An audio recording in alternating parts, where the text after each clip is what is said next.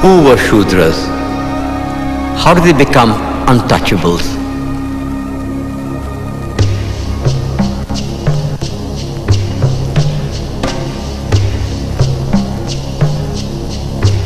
The Purusha Sukta of the Rigveda propounded the doctrine of Chaturvarnya. It says, the four castes emerge from the body of the Creator. The Brahmin, the priest, was equated to the mouth. Kshatriya, the warrior, to the arms. Vaishya, the trader, to the thighs. And the Shudra sprang from the feet. Manu, the lawgiver, degraded the Shudras to the lowest level. Once born and untouchable, he remains an untouchable forever.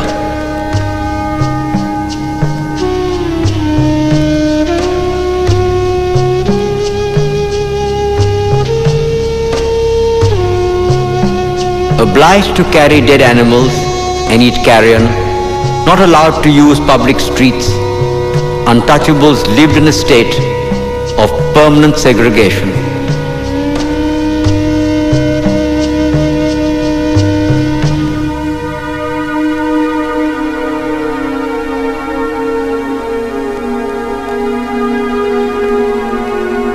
During the Peshwa regime, untouchables were forced to string a broom around their waists to sweep away their own footsteps. They were made to wear an earthen pot round their necks, lest their spit pollute the earth.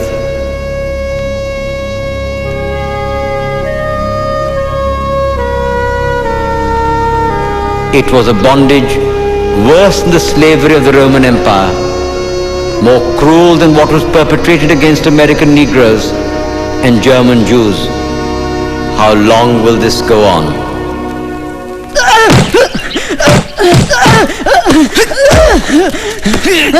Why did you enter the temple? I was taking shelter. Last night it rained very heavily. You have defiled our temple. Your shadow fell on the idol. You filthy scum! You dirty untouchables think you are Ambedkar?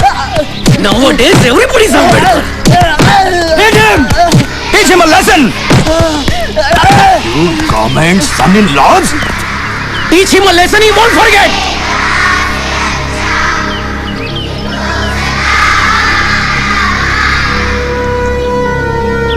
Gautam Mohan का बदला लेके रहेंगे। दलित एकता जिंदाबाद। दलित एकता जिंदाबाद। गौतम मोहन का बदला लेके रहेंगे।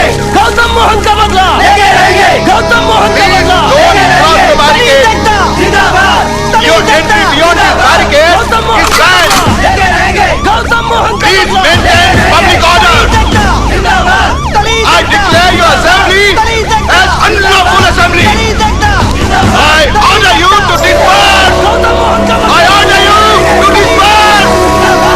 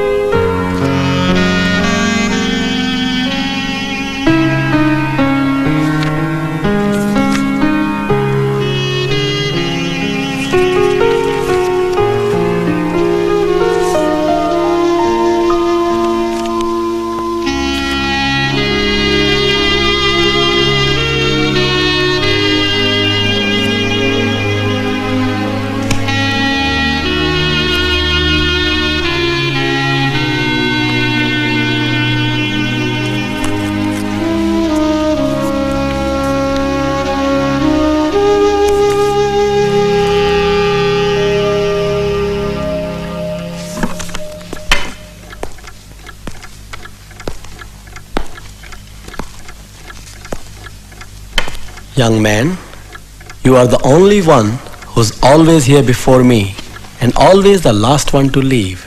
Your name? Babasaheb Ambedkar. At last we meet. Professor Seligman talks a lot about you. I am Lajpat Rai. Shh. Can we go outside and talk? Our freedom struggle in India. Oh, I'm sorry. Allow me to introduce myself. You need no introduction, sir. Professor Seligman speaks very highly of the economics thesis you are writing for him. We need men like you in the struggle. Ambedkar, these are very exciting times. The war has completely finished Britain. We must take advantage of that. As you may know, Tilak has begun his Home Rule League in India.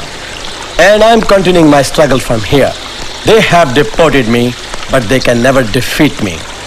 We are having a meeting next week. I'm sorry I cannot attend. I'm here on a scholarship from Baroda State. I owe it to the Maharaja to concentrate on my studies. Pleased to have met you, sir.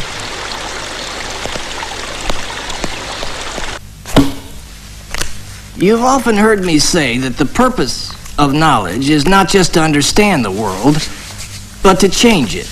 Yes? Take my example.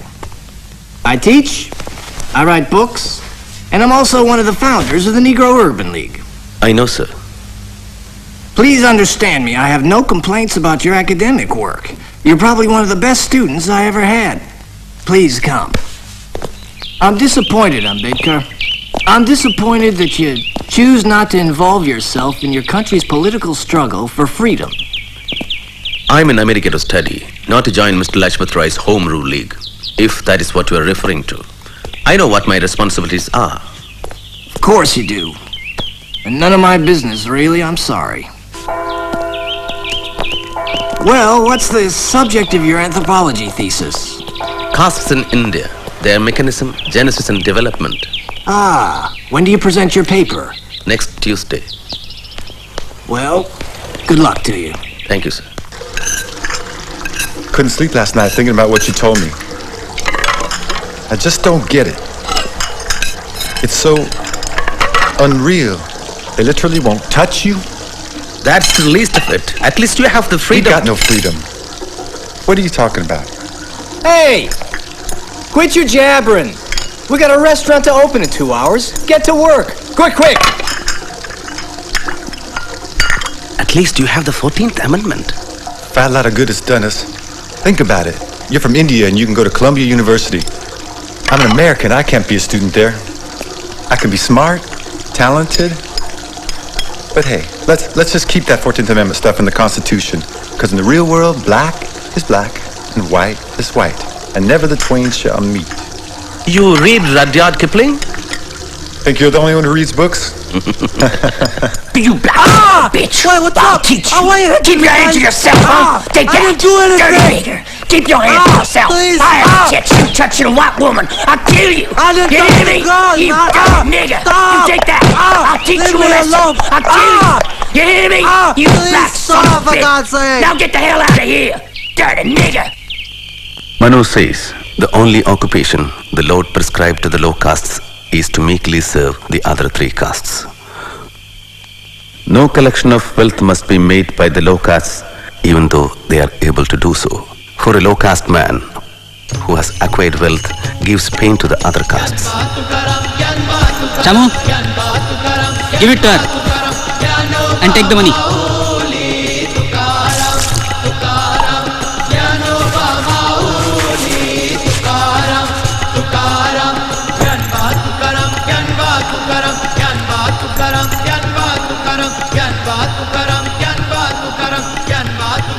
The low caste must never speak to the high caste, say from far away, and when they pass must utter loud cries, and whosoever hears them must leave the road till they have passed. Who wants your wretched money? Go away, go! This boy thinks that just because his father was Subedar Major, you will cut his hair. Army or no army, Mahar is a Mahar. But you're cutting up buffalo's hair. So, you're worse than buffaloes, donkeys and dogs. The high caste must never read the Veda in the presence of low castes. If the low castes hear the Veda, their ears should be filled with molten lead. If they utter the Veda, their tongues should be cut off. Viva! Viva! The teacher said no Brahmin worth his salt will defile the language of Vedas.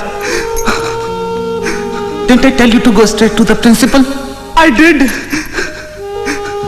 You said things will be different in Bombay. Stop crying. Stop crying. I say stop crying! Goats are used as sacrificial offerings, not lions. Stop crying. You are the son and grandson of Subedar Major. Mind well.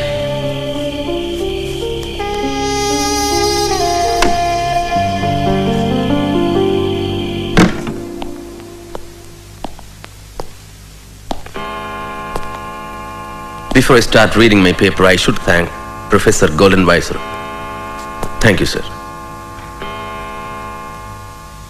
Castes in India. The average Hindu, and I may add, the average American, is always in ecstasy whenever he speaks about the Indian village. Since many believe this idealistic view, it would be better to present a more realistic picture of village society. The Indian village is not a single social unit.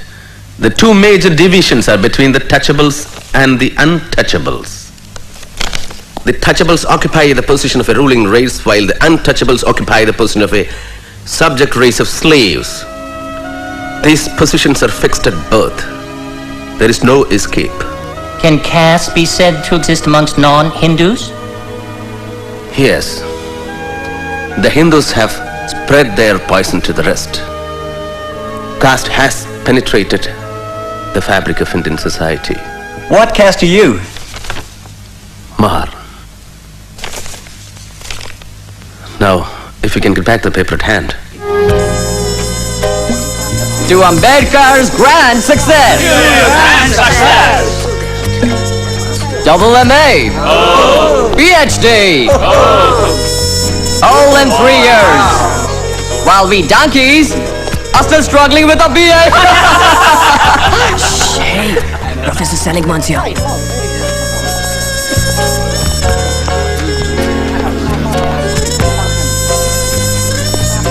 Sir? Ambedkar. I have a letter for Professor Sidney Webb. Very kind of you. Where's your class? I don't drink, sir. Oh, such a nice boy. I want to hear from you after you finish your thesis. I'm writing the preface, don't you forget. Don't ask any of those London chaps. Daisy, Daisy, give me your answer too. I am crazy over the love of you. Lajpat Rai might not understand you, but I think I do. Your struggle has been much, much harder than his. Well, goodbye, good luck.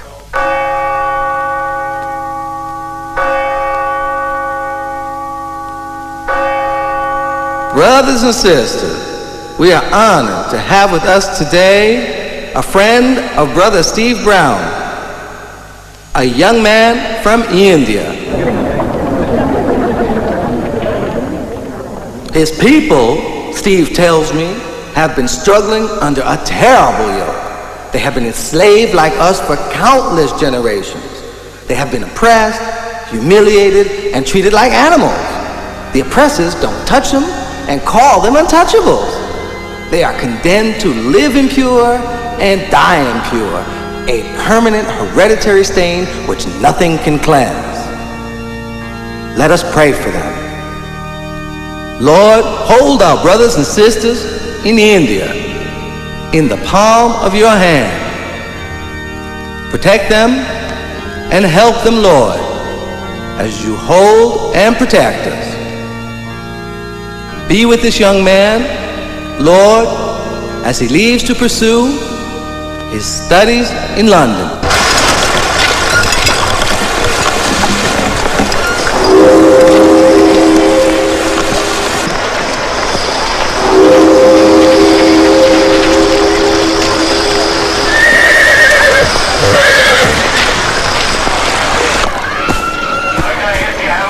Why did you leave America? Because I have finished my studies there. I intend to continue them here. What do you plan to do in London? Enroll at the London School of Economics. Oh. Keep terms at Crescent. Complete my thesis. Consult the archives. And also qualify as a barrister. Oh, is that all? He has got a brain and a half, hasn't he? Were you a member of the Gadar Party in America? No, sir, I was not. And you took no part in any of their activities? No, sir, I did not.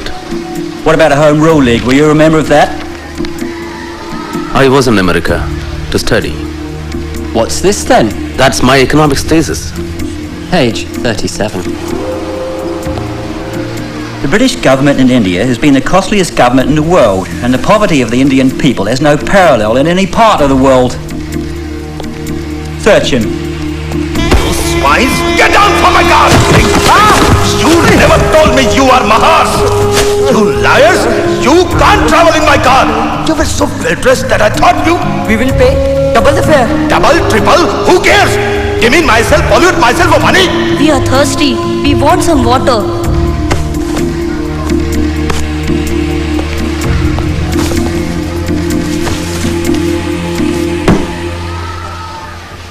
Welcome to London.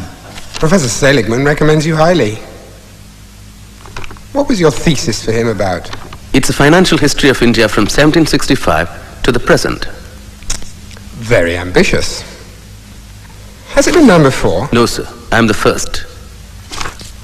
And what thesis do you plan to write for us? On the problem of the rupee. Oh.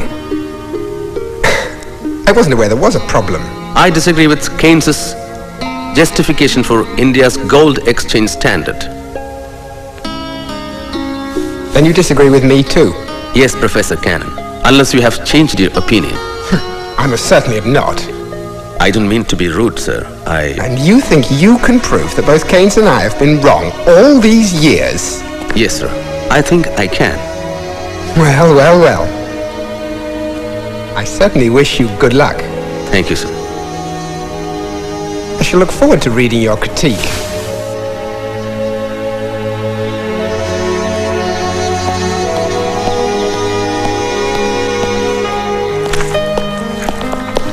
Ah, first man in. You know, you don't have to be so anxious. Relax. Sleep late one day. There are plenty of books. They won't run away, you know. There's plenty for everybody. I'm sorry. You won't understand.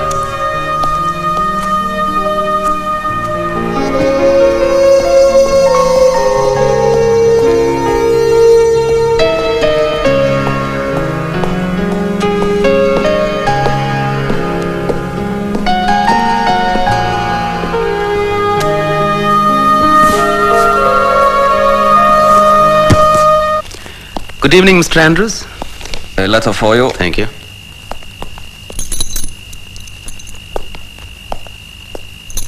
What about this week's bill? Tomorrow. Our son died yesterday. I'm sorry to give you this news. He fell ill. There was no money to treat him. Do not disturb your studies on account of us. Take care of your health.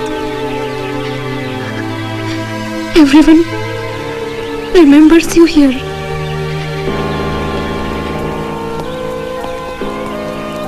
Dear Ramu, it is sad that Gangadhar had to die. Life is going to be rather painful without him. And for you, all the more as his mother. Because of the little money I sent, you are compelled to wash the dirty utensils in others' houses. I hate myself for doing this to you. And here in London, with the war, life is hard for me too. At times, I have had to sell my books for survival. But one can't complain, Bhimrao. Studying at the London School of Economics and doing law here at Gray's Inn must be difficult, Ambedkar. I'm trying.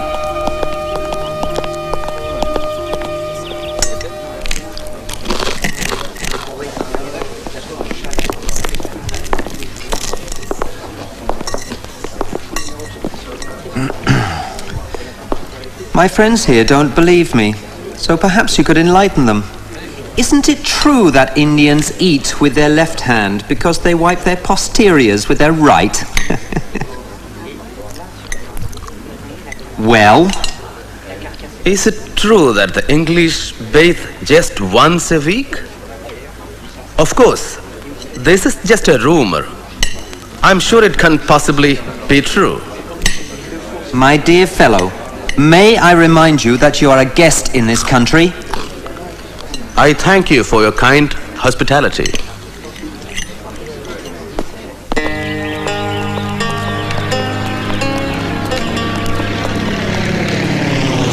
Baroda State regrets to inform you that the period of your scholarship is over and you are required to return to India immediately. As per the bond, you had worked for the Baroda State for 10 years. Diwan, the Baroda State, India.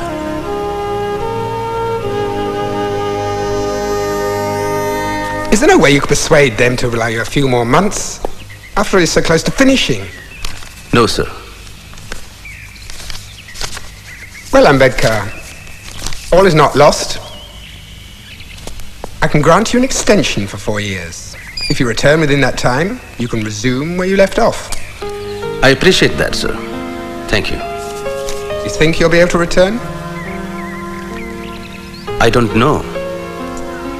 I hope so. Deva, you made us so worried. Why? My ship was only a few hours late. We heard a bomb hit your ship. A bomb? But thank God, it was not your ship. We went to the ship's office. They told us your telegram was wrong. Only your luggage was on that ship. A bomb hit the ship with my luggage? Yes, we thought your ship had sunk. My books were on that ship. Forget about your books. What are you talking? At least you are alive. To India, Montague declares Association of Indians in the administration. Ananda, you have some money? Home rule comes to India. Hey, you. Anna, are you still wrestling? Oh, yes. Namaste. Rama, Deva has come.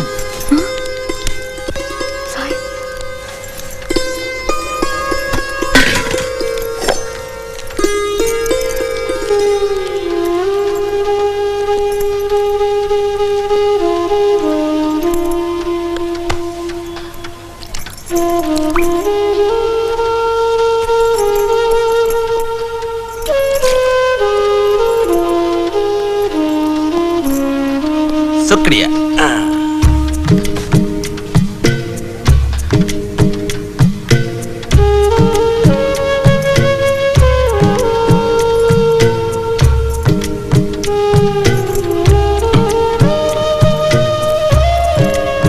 Bhimrao, what jewelry did you bring for Ramabai? When the jewel himself is here, what's the need for jewelry? Right?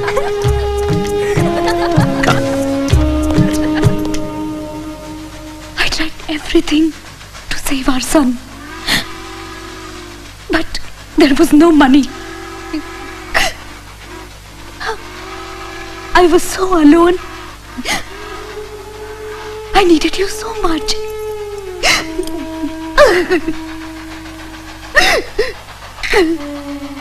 Every morsel of food I ate, I thought of you.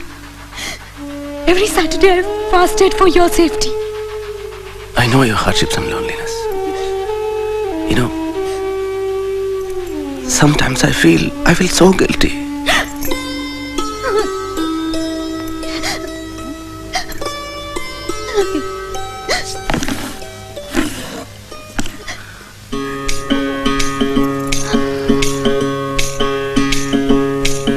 कबीरा कहे ये जग अंधा, कबीरा कहे ये जग अंधा।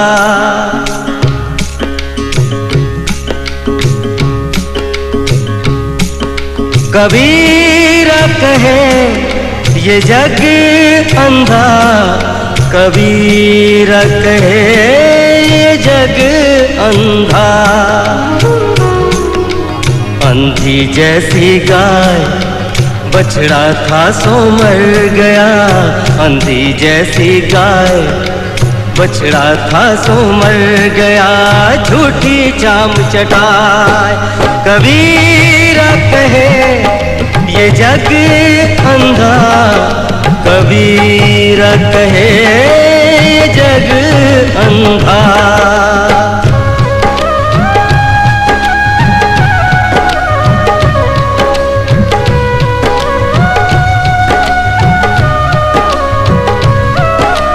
गगन घटा कहरानी साधो, गगन घटा कहरानी साधो, गगन घटा कहरानी। पूरब दिशा से उठी है बदरिया, ओ पूरब दिशा से उठी है बदरिया। रिमझिम बरसत पानी, रिमझिम बरसत पानी। पूरब दिशा से उठी है बदरिया, रिमझिम बरसत पानी, ओ रिमझिम बरसत पानी। अंधी जैसी गाय, बछड़ा था सो मर गया झूठी चाम चटाए।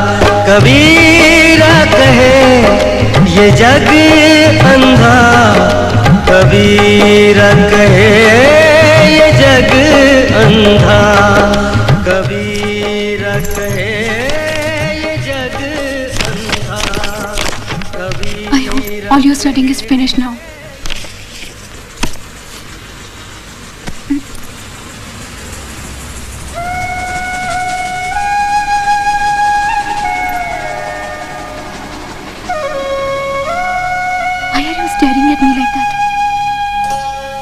तदेव लग्नं सुदिनं तदेव ताराबलं चन्द्रबलं तदेव विद्याबलं दैवबलं तदेव लक्ष्मीपते ते गृयुगं स्मरामि। Hurry up, you have to finish it before this fish market opens. Shubhmangal सावधान।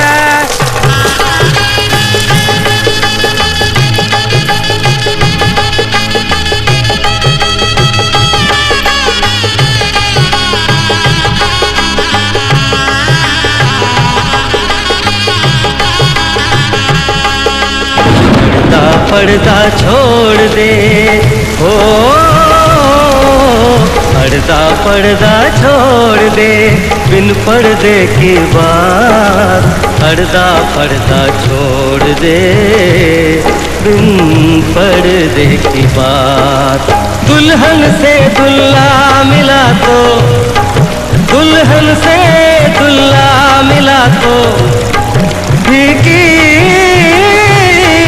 फीकी पड़ी बारात। कबीरा कहे ये जग। Why are you staring at me like that? Ramu, I have to go back. I had to leave my studies halfway. What are you going to do with so much of knowledge? Enough now. I won't let you go.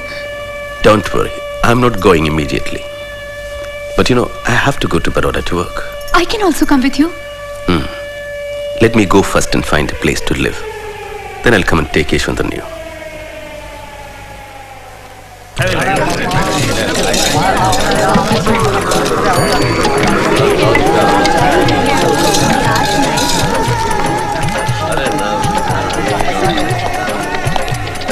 I want a room. Your name, please? Babasaheb Ambedkar. Hindu, huh? Caste? Mahar. Sorry, I don't have a room.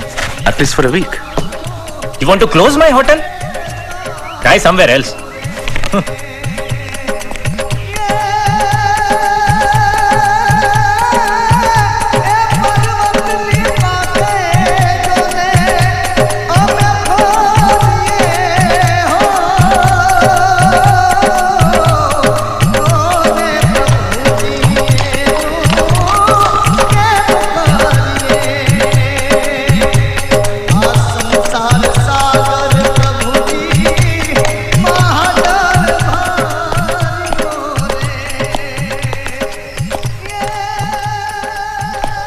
Roshan? Yes? Passenger? Are you alone? Yes. Is this your only luggage? Yes. Come.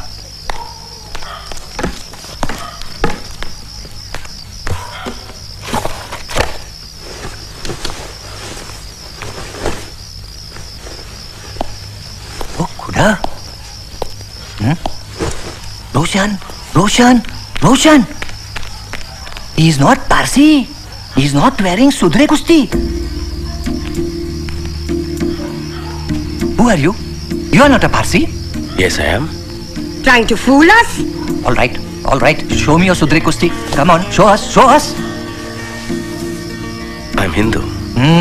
You can't stay here. This dharamsala is maintained by the community for the use of Parsis only.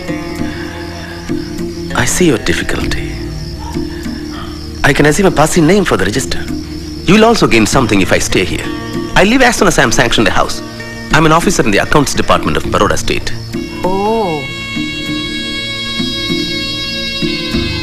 All right, all right. You'll have to pay 5 annas for the day, for boarding and lodging. And you'll have to register under a Parsi name. Thank you. I'll get some food for him. But you can't stay in this room. I'll give you some other room. Pack up and come. Come with me.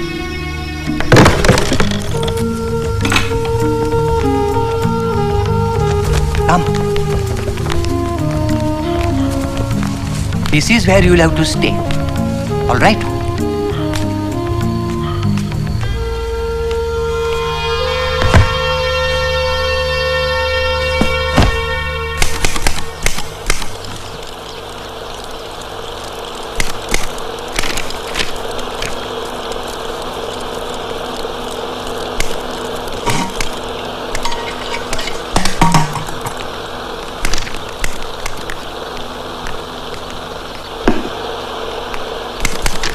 Ane, give me the staff salary file.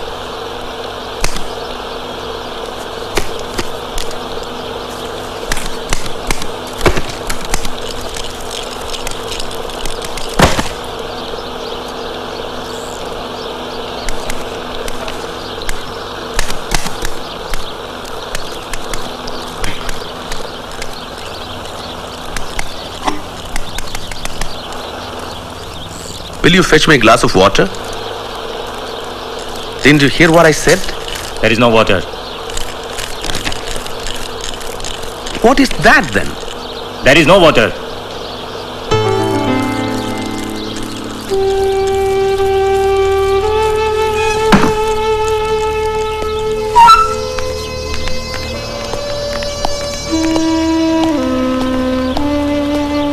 Look here. You might be a senior officer, but you can't touch this water. Maybe the Maharaja should hear about this. Yes, yes. Go and tell him. We are not scared. This is our religion. If the Maharaja wants you to drink water, let him bring it from his own palace. He is a Maharaja. He can do whatever he likes. He can employ dirty, untouchables like you. Yes, I remembered. But you know what happened? But I didn't get 3% marks in economics like you, Mr. Mukherjee. That too, Seligman said he was granting Mukherjee 3%. I didn't know that. Because he didn't want to discourage me. Actually, I deserved 0. Dr. Ambedkar, I am Jahangir Umrigar. Hello. Secretary of this officers club. May I have a word with you? Of course. Excuse me. Oh, yes? Please come, sir. We have received your application letter. We will be pleased to admit you to this club, but only on the following conditions. You will have to sit at your own separate table. You can use your own cutlery, serviettes and crockery. And only one of our waiters, Makbul Ahmed, is willing to serve you.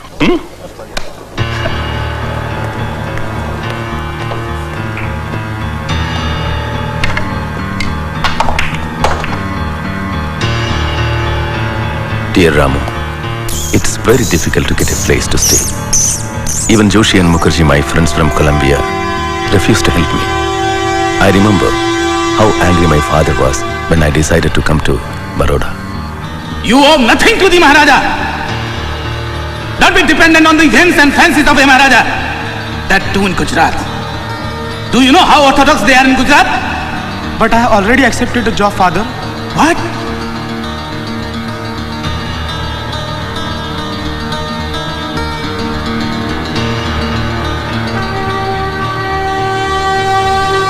I remember I received a telegram about my father being critically ill.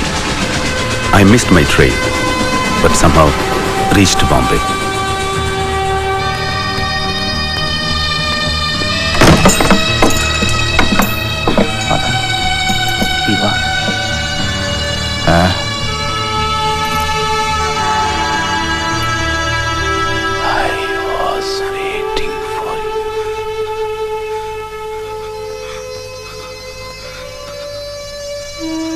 God bless.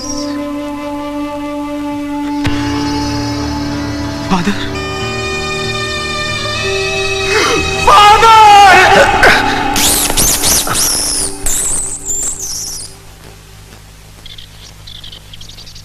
એમ કરી શકે એવન કરી કેમ શકે એવન મેડમજીને છૂટ પડશે આજે મેરા માણસ કોણ છે એને બોલો એને બોલો મેડમજી નહીં મને જોઈએ મેડમજી You son of a swine, you fraud, you liar. How dare you take a Parsi name? We know who you are. You are a Hindu, and that too an untouchable. What do you mean by staying here? When do you intend to vacate? Please let me stay for just one more week. By that time, I would have found another. Nothing doing. You get out at once. You better pack off and get out by evening, or else if we find you here tonight, we are going to break your head. Understand?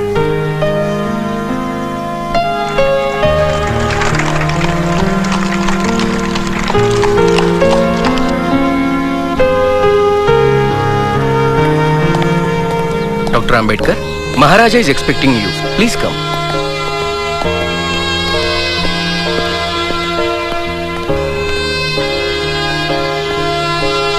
Ambedkar, come in, come in.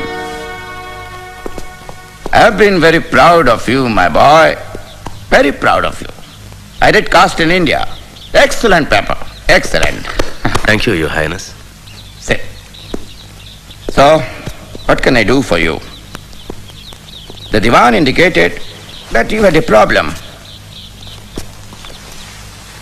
Sir, I need a place to stay.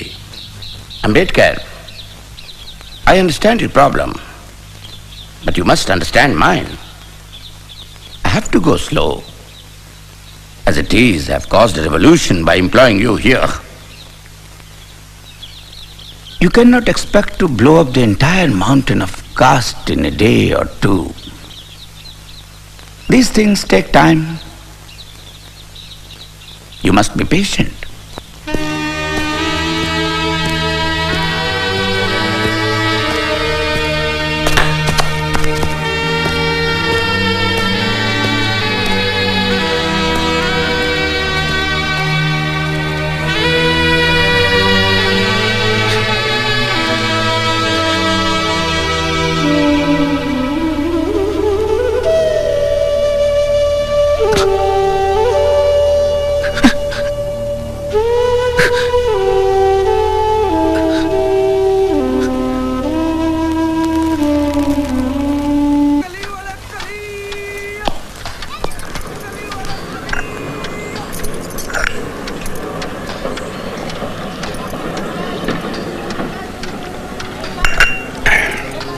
How people can be so cruel to you.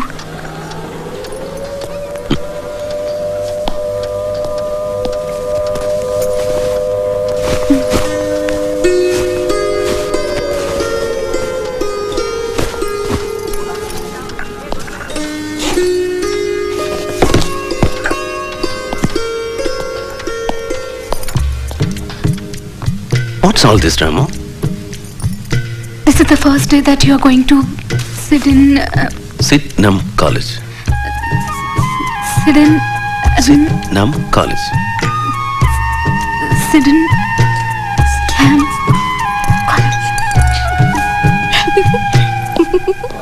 Listen, what's a boring untouchable going to teach us? Wait till my father hears about this. Think what this buffoon is going to speak in English. I'm Professor Ambedkar. I'll be your lecturer in political economy. In case you are wondering what could I possibly teach you, allow me to introduce myself. I have an MA and PhD in public finance from the Columbia University in New York. My thesis covered the financial history of India from 1765 to the present. In addition, I am working towards an MSc from the London School of Economics. If any of you feel that I am not qualified to teach you and would like to leave, feel happy to do so now. So, let's begin.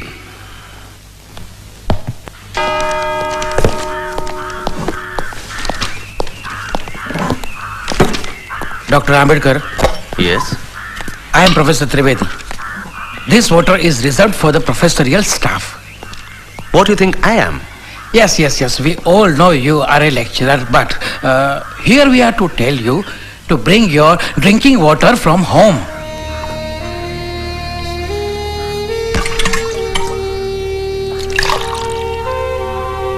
If you learned professors have any objection in my drinking this water, I suggest you to bring water from your home.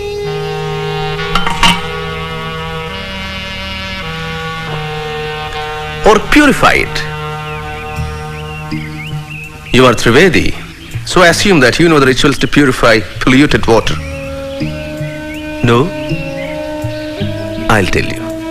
Amedya Shava Chandala Madhya Mansadi Dushitat. That's from Vriddha Harita Smriti. Shall I repeat it? Amedya Shava Chandala Madhya Mansadi Dushitat.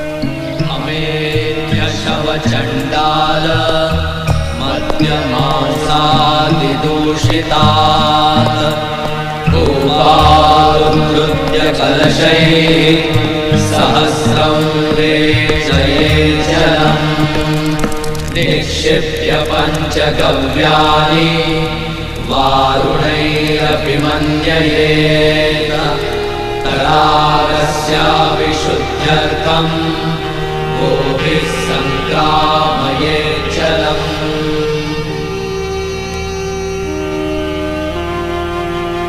Home rule is as much the birthright of a Mahar as that of a Brahmin. And unless and until this attitude is adopted, the day on which India will have home rule is distant. A Swaraj, where there are no fundamental rights guaranteed for the depressed classes, will not be a Swaraj for us. It will be a new slavery. A Mahar. Oh, what a powerful statement, huh? Diwan Sahib, do you know who is the writer of this anonymous letter? No, Your Highness. Dr. Ambedkar. Datto Bapawar told me. Dr. Ambedkar is starting a fortnightly.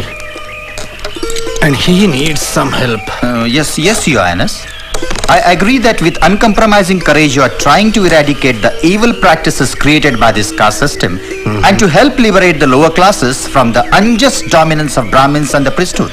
But still, let us not hurry in this case. No, Diwan Sahib, no. We must encourage Dr. Ambedkar in every possible way. Yes. We will help him to start his fortnightly. Mook Nayak, leader of the dumb. Kitti Sangutula, Kitti Sangutulag, Kitti Sangutulag, Kitti Shivatarkar, take this down. India is a home of inequality. Hindu society is just like a tower which has several stories without a ladder or an entrance. One is to die in the story in which one is born.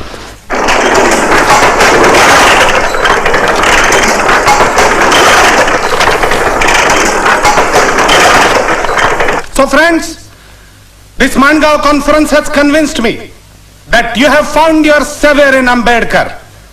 I am confident that he will break your shackles. Not only that, a time will come when, so whispers my conscience, Ambedkar will shine as a front rank leader of all India fame.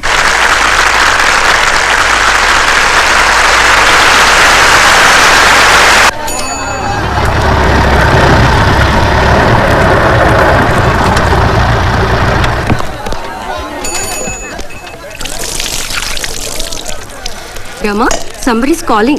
Who can it be? Oh, Ambedkar! I think he's Shahu Maharaj. Let's go up.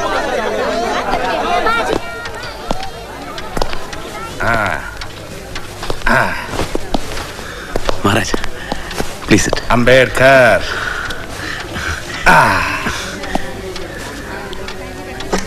How about a cup of your special tea, Sister Ramabai? Ramu, tea.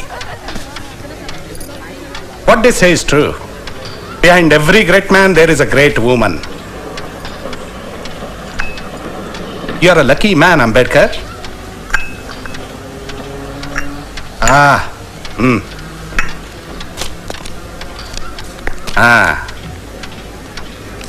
I have a contribution for your London studies. Open it. Thank you, sir. Wonderful. So, come on. Let's go to Muknaik office.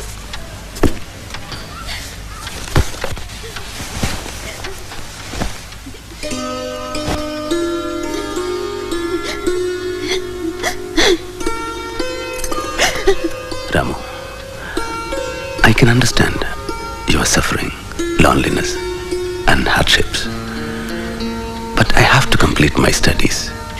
It's only a question of 2 years.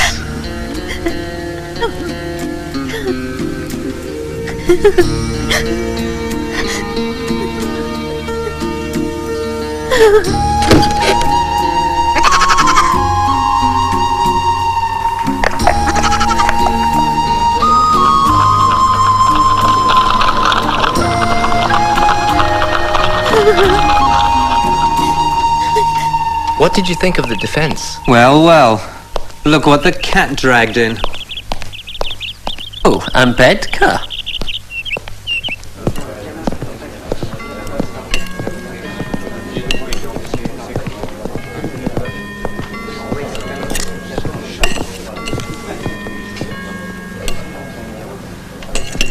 We're all out of chicken. We just served the last piece. Cabbage and gravy is all is left.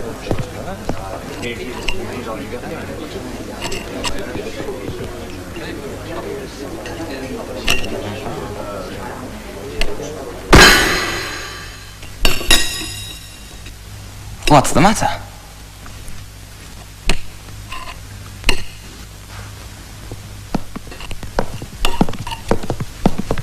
Robert?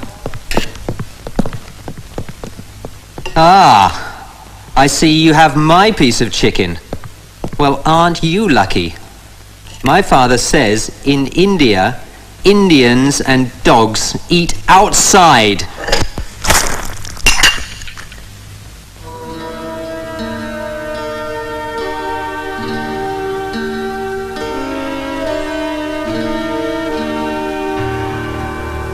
Apologize. Apologize.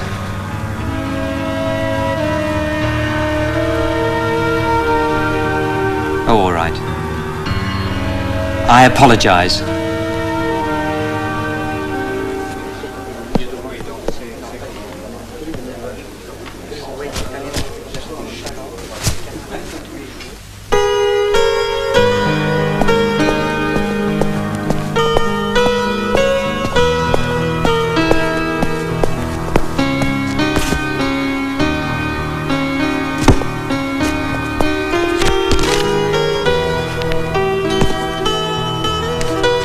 You drop this.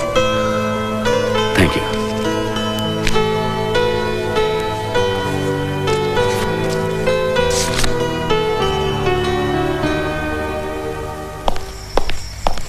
Good news. Wonderful. Didn't you hear? Prince of Wales's visit to Bombay? No. What about it? Down shutters everywhere. Black flags. Gandhiji made a huge bonfire of British cloth. There are other things Gandhiji should be burning. Like what? Asnodkar, there are 50 million untouchables in India with no civic, legal, political or moral rights. But you see, the British have to leave first. Everything else will follow. Yesterday, you boys had your lights burning till 9:30. I can't afford to have you lit up all night like Piccadilly Circus. You've got 10 minutes till 9 o'clock and then lights out.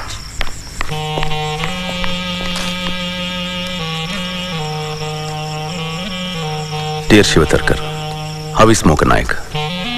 Life here is very difficult. My landlady is a very harsh and terrible woman. I have to make do with the frugal breakfast, which is also my lunch.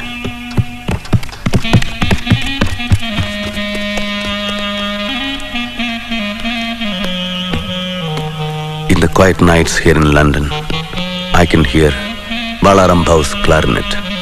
I am anxious about Ramabai. Please continue to take care of her. As I know, you will.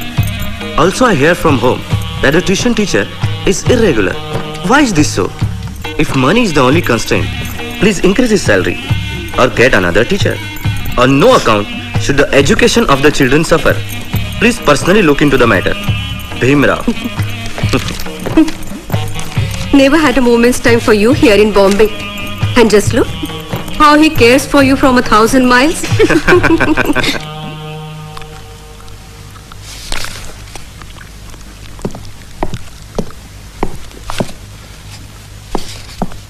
Excuse me, you can eat here.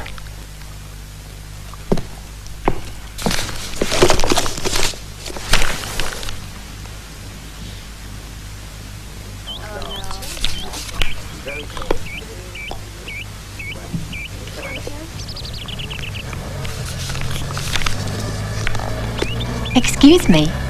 We met the other day. We did? You know, you dropped a paper, and I picked it up. Ah, yes. Fanny Fitzgerald. Bhimrao Ambedkar. Pleasure to meet you. You work harder than anyone I've ever seen. I have very little time and much to do. I wonder if I could be of any help to you. I work in the House of Commons. And, well, I have access to a lot of references. Why don't we have a cup of coffee? And you can tell me exactly what you're working on.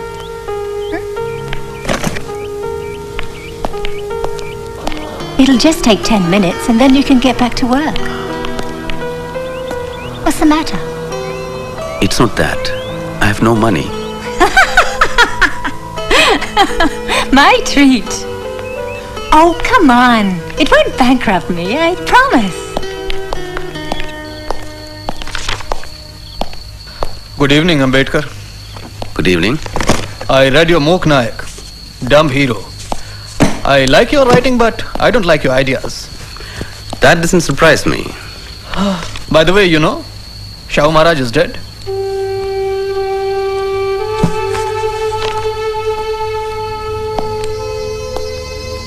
I met a friend of mine today. He has just come from Bombay.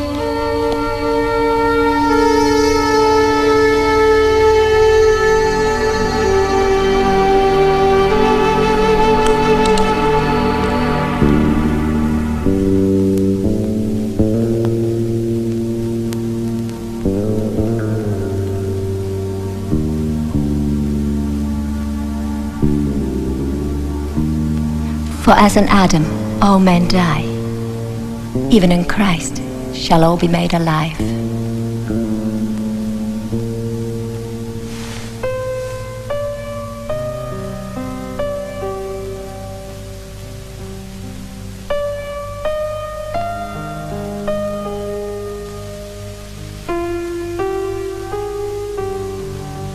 When my husband died, I wanted to die with him. I have been very selfish. I have never ever asked you about yourself. There's not much to tell, really. He died in the war. Any children? I live with my mother. She's the only one I have left. I hope God gives you the happiness you deserve, Fanny.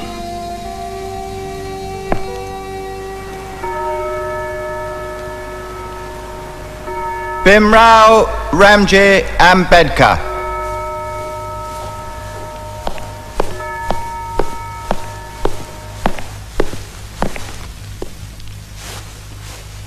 I hereby call you to the bar and do publish you barrister.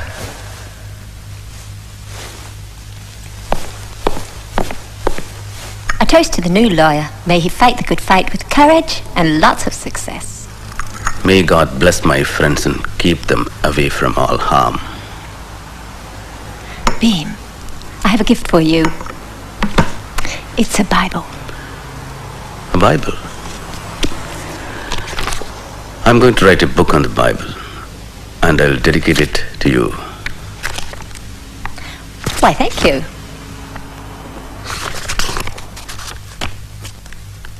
Ambedkar, I expect you thought I called you in to congratulate you on your thesis. I'm sorry to disappoint you, but you're going to have to rewrite it. We have no quarrel with your conclusions, you understand. I personally think that they're wrong, as do the examiners. However, we would never ask anybody to alter their thinking just to suit ours. So you may keep the same conclusions, Ambedkar. But what does need to change is the tone of the piece, your language. This is an economics thesis, not an exercise in empire bashing.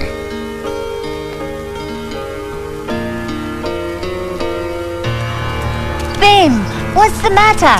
Didn't they love it? They hated it. I have to rewrite it. I don't believe that. Why? My language offended them. I just called a spade a spade.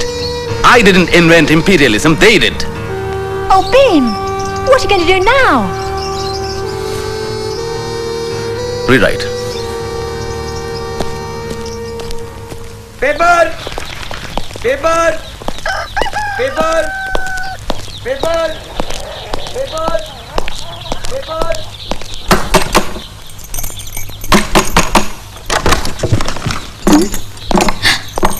Sahib, it's a surprise. Let me inform Lakshmi Vahini. No, wait. Let me meet you first. How are you?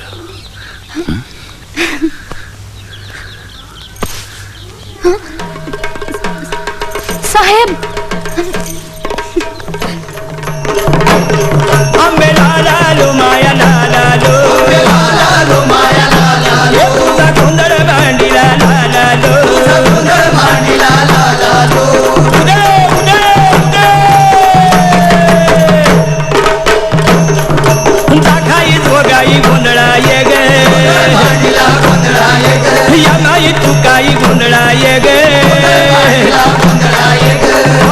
Ganpati गुंदड़ाया हो सुरले सुरले गुंदड़ाया हो So clear? Here's a pen and a compass box for you. Tomorrow we'll go to market and buy clothes for you, for your mother and Lakshmi Vani.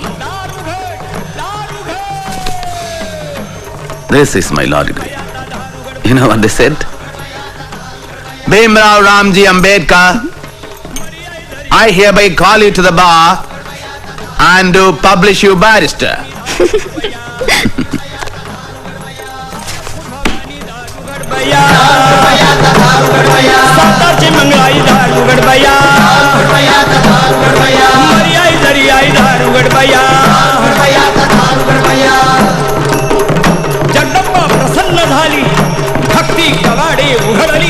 Why don't you wake yourselves up? My heart breaks to see the pitiable sight of your sad faces and hear your sad voices. You have been groaning from time immemorial, and yet you are not ashamed to hug your helplessness as an inevitability.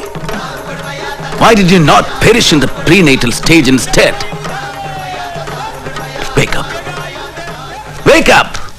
Why do you worsen and sadden the picture of the sorrows, poverty, slavery and burdens of the world? With your deplorable, despicable and detestable, miserable life, you had better die and relive this world if you cannot rise to a new life, or you cannot rejuvenate yourselves. Wake up.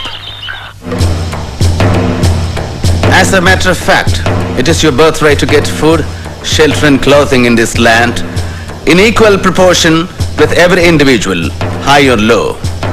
If you believe in living a respectable life, you believe in self-help, which is the best help. From the presidential chair of the Indian National Congress, Maulana Muhammad Ali referred to a suggestion to divide the untouchables equally between Hindus and Muslims. How dare he speak like that? Are we to tolerate this? Are we to be treated like slaves? How can we trust the Congress after this? Gandhi, the great social reformer, was in prison when this was said, and he remained silent. Do we need such saviors who care more about appeasing the conservative Muslims in their demand for Khilafat? I say no. I propose we establish a central institution for removing our difficulties and for placing our grievances before the government. I propose we call our organization the Bahishkrit Hitakarni Sabha.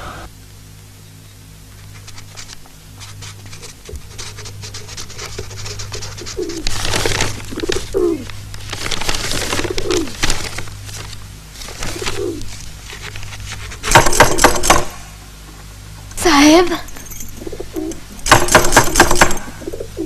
Sahib? Sahib? Sahib? What do you want? Can I have some peace in this house? You've locked yourself since morning. You didn't eat anything. I'm not going to die if I don't eat. You go and eat. Please leave me alone for a while.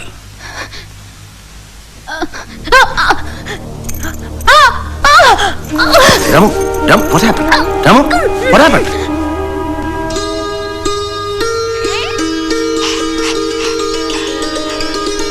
Dear Datoba, our son Rajarathan has brought joy to my hectic life.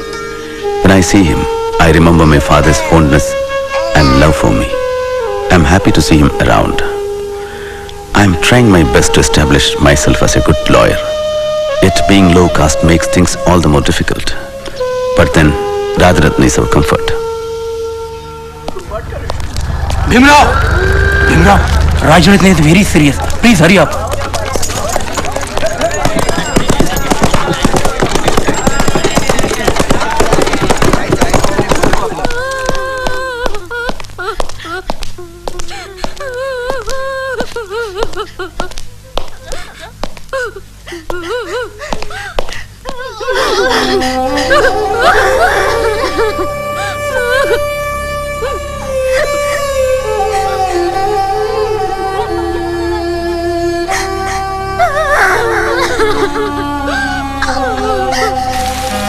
But, dear Datoba, the ill-omened day came and Rajarathan had to die.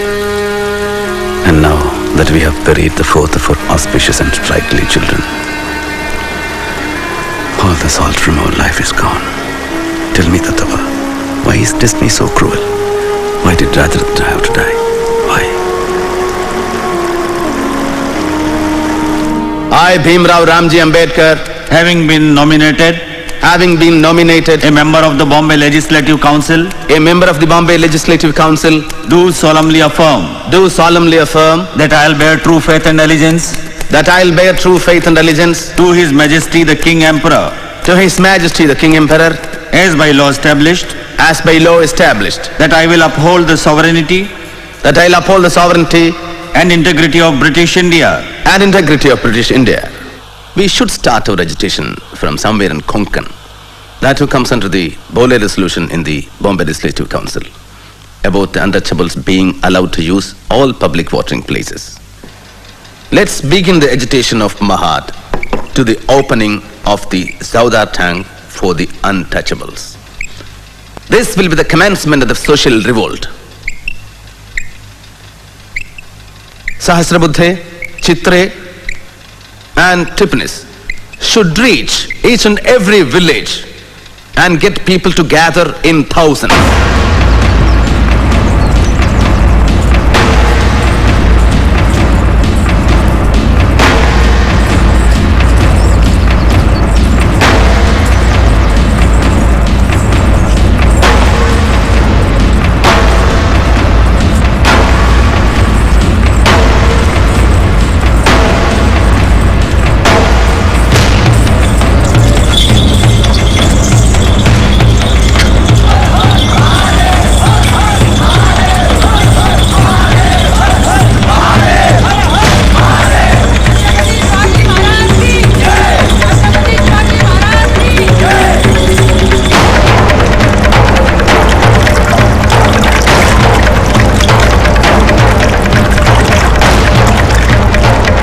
Finally, they have hired a tamasha theatre for the conference. And hundreds of people are marching towards Mahad.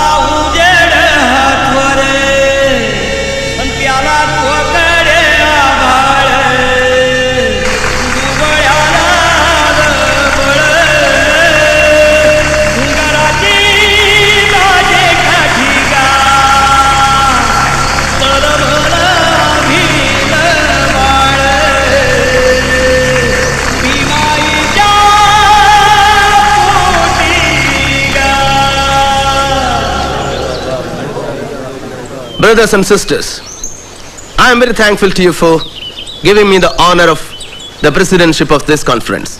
I am very happy to be here. I learnt my first alphabet at the Dapoli school. One always remembers with fondness the place where one has passed one's childhood. But I am very sad too, for we go on bearing injustice. My advice to you is, let us throw away the dirty lifestyle imposed upon us by high caste Hindus who condemned us to live in this hell. So, educate, agitate, and organize.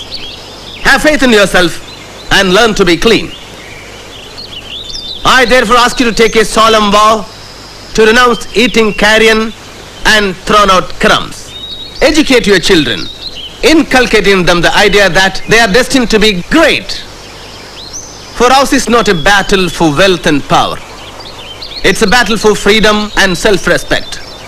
And with justice on our side, I do not see how we can lose the battle.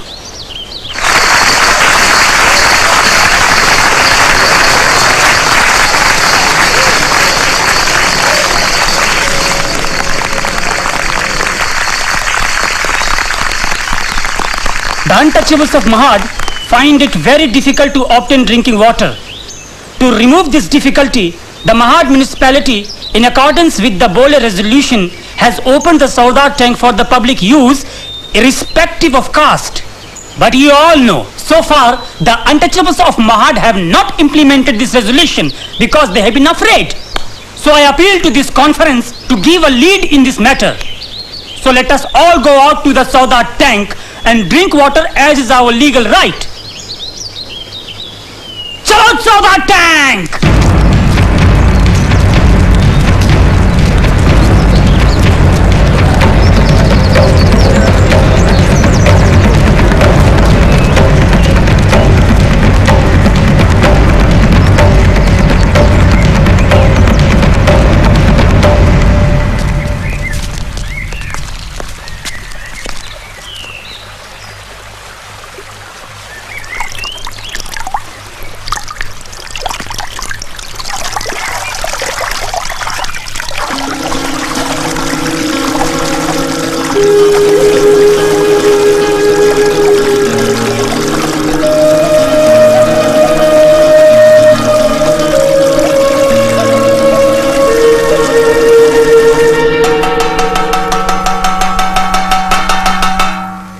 Listen everybody! They have defiled the tank! Now they will enter the Vireshwar temple! They have defiled the tank! They will enter the Vireshwar temple!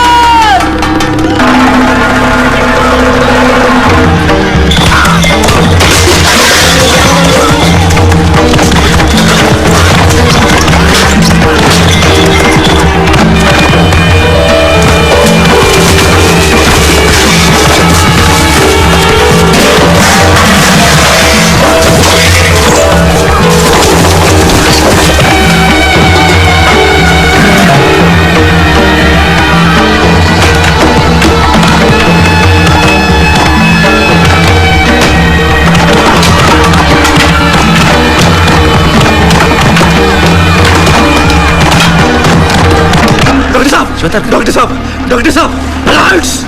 Riots? Yes, they are armed with lathis and they are brutally beating our people. It's chaos, confusion. Doctor Sahab, please stop them.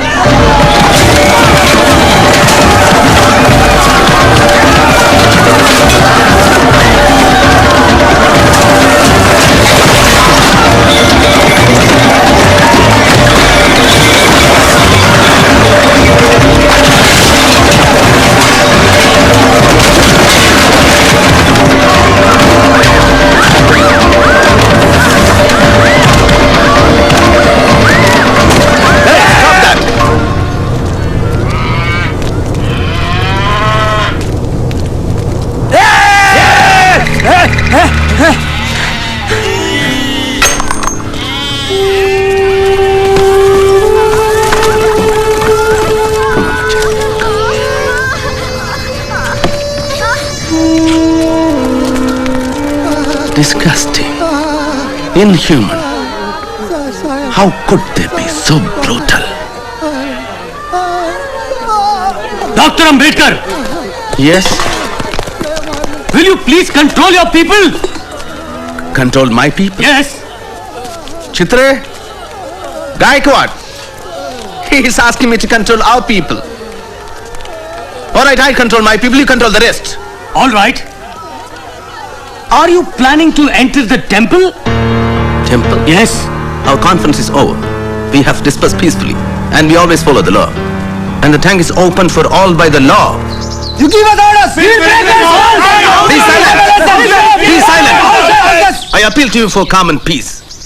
We have proceeded lawfully thus far. Let's not take law into our own hands. We do not want to lose any more destruction and bloodshed. Return to your villages peacefully. I beg of you. Please.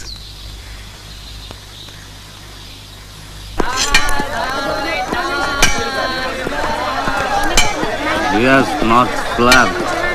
She has not eaten. She has fallen sick worrying about you. Don't you care anything about your family? I know what I'm doing. Then why do you risk your life like this?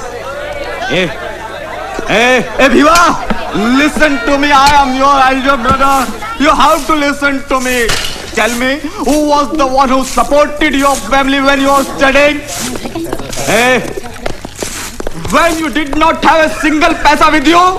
Tell me, who was that? Hey! Nothing in this house belongs to you. Nothing. Even the cooking utensils. Everything was bought with my money. Do you understand? Then take them and leave. All right. I'll take them. I'll take everything. Bauji? Bauji?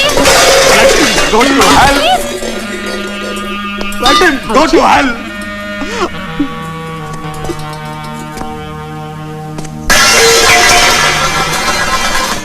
All right.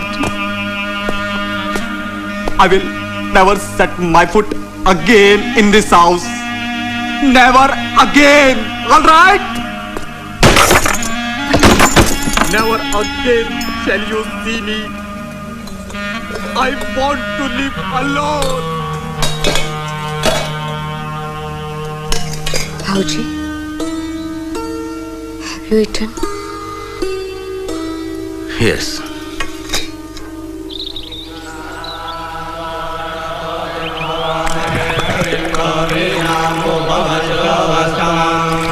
ज्येष्ठराजं ब्रह्मणां ब्रह्मणस्पदान शृण्वन्नोतिभिश्रीदशादनाम् ॐ तत्सवितुर्वरेण्यं भर्गो देवस्य धीमहि धियो यो नः प्रचोदयात् ॐ गन्धद्वारान् नित्यपुरुषान् कीर्तिं ईश्वरीं सर्वभूतानां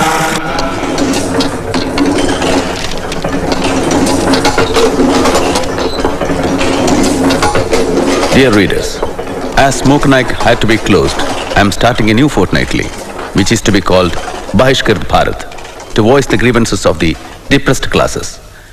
I would like to appeal to the other subcastes to unite as one to strengthen the Satyagraha of Mahad. Here is a telegram from America congratulating you. It says you have ignited the spark of the unprecedented social revolution. Do they know that the tank is purified? There is one more telegram from Banaras. We strongly protest your action and challenge you to repeat it at your own peril. अरे यार 2 चाय ले 4 number पे Farooq bhai, give us something to eat. How is Bahishkar Bharat doing? All copies sold out. Good. How was the council meeting? Stow me. Then, tell me, what is the position, Mahad? More? Dr. Sahib, they have proclaimed boycott on all who came to Mahad. In all villages, our people are facing extreme harassment. They refuse to sell them corn. Pick quarrels on some pretext or the other. Many have been jailed. I myself was beaten up. And they are facing threats and atrocities. And in Mahad, the municipal council has passed a resolution saying that the Chaudhar tank will not be open to untouchables. Deadly diseases require drastic remedies. Friends, there is a letter from Mr. Zavalkar, the leader of the non-Brahmin movement. It says, we the non-Brahmin leaders of Maharashtra declare our wholehearted support for the Satyagraha on condition that all Brahmins should be weeded out from it. The view that all Brahmins are enemies of the untouchables is a wrong view. I do not hate Brahmins personally. I hate the spirit of Brahminism, which may be found in Brahmins and non-Brahmins alike. It has been resolved that December 25th and 26th, 1927 will be the dates for the Satyagraha at Mahad. Har Har Mahadev! Har Har Mahadev! Dr. Bhimrao Ambedkaranta! Dr. Bhimrao Ambedkaranta! I am the parent, police superintendent here, Dr. Ambedkar. The collector would like to see you. Please come. Brothers, while you march in Mahad, observe strict discipline. Satyagraha loses power if there is no discipline. You lead them, Chitra. I'll join you. Sahasrabuddhe, come with me. Chalo Mahad! Asprishyata! Asprishyata! Asprishyata! Asprishyata!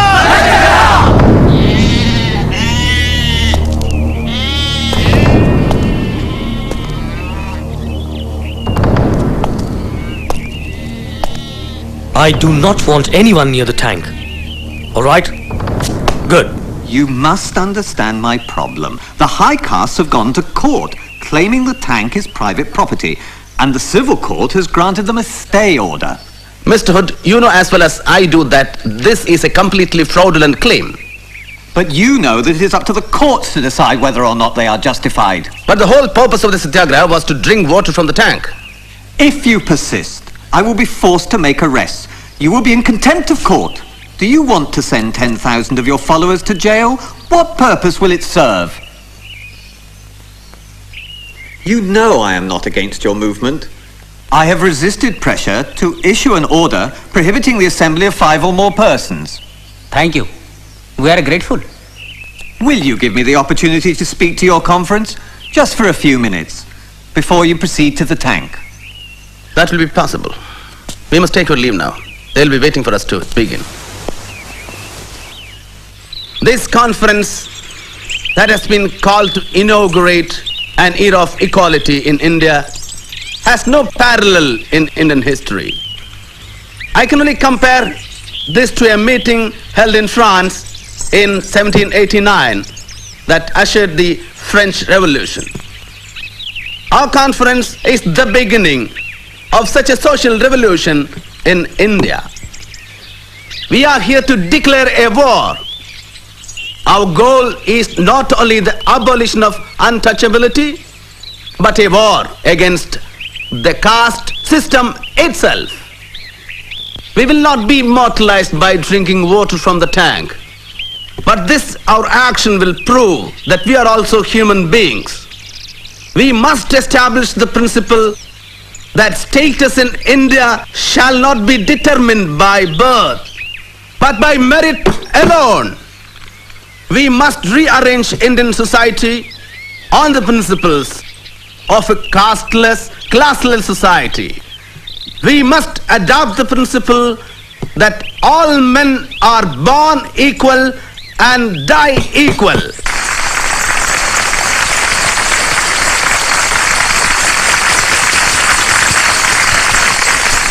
Let's destroy the authority of the ancient Hindu scriptures that abound in inequality. Brothers and sisters, religion and slavery are not compatible.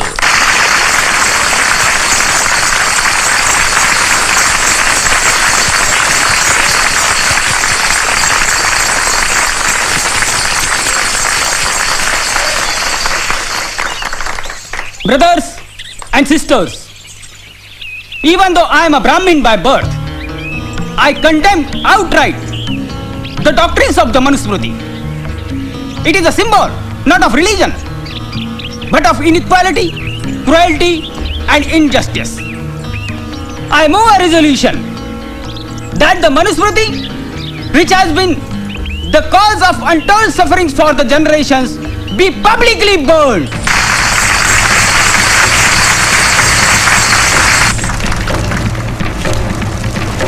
क्षुद्रतु कार्ये दास्यं कृतभकृतमेव वा दास्याय वै सृष्टोऽसौ ब्राह्मण्यास्य स्वयंभुवा वैश्य शूद्रो प्रयत्नेन स्वानि कर्माणि कारयेत् सौहिचितो स्वकर्मभ्य क्षोभयेतामिदं जगत् न स्वामिना निसृष्टोऽपि शूद्रा दास्याद् विमुच्यते निसर्गजं हिततस्य कस्तस्मात् दपोहति.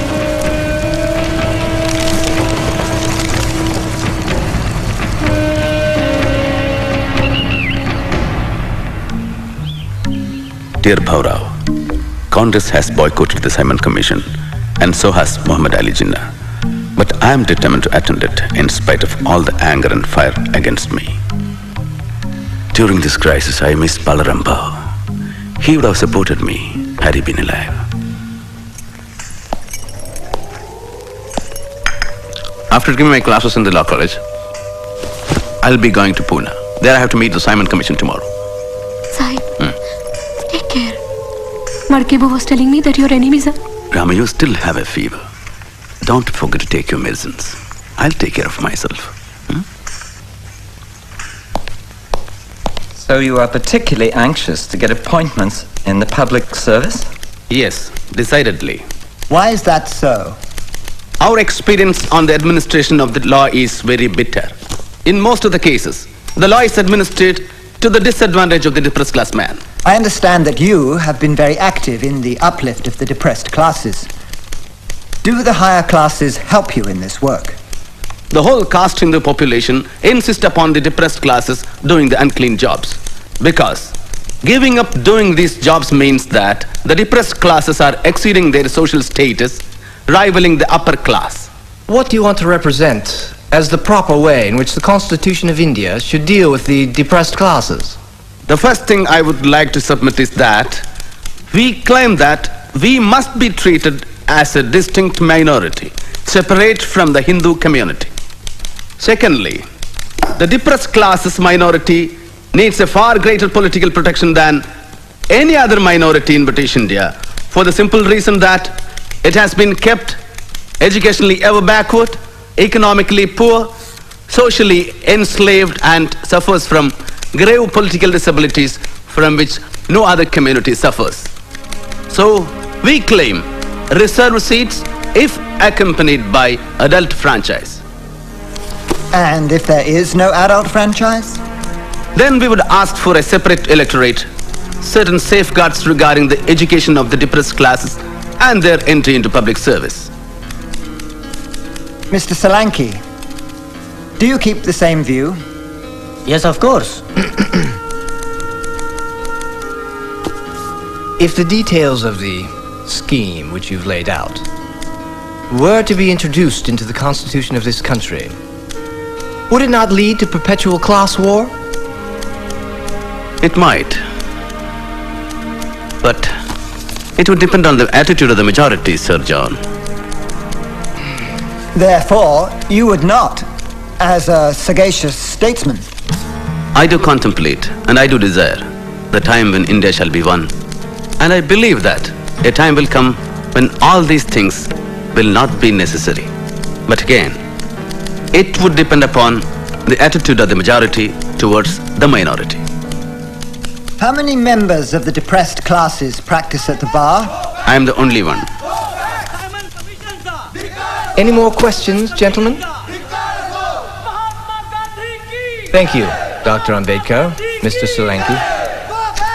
Thank you, Major Attlee. Simon! Simon! Go back! Go back! ब्रिटिशांचे हस्तक! Ambedkar! Ambedkar! ब्रिटिशांचे हस्तक! Ambedkar! Ambedkar! Ambedkar! धिक्कार असो! Ambedkar! धिक्कार असो! Sir, don't you think that those who are clamoring for the independence of the country have inconsistent attitude?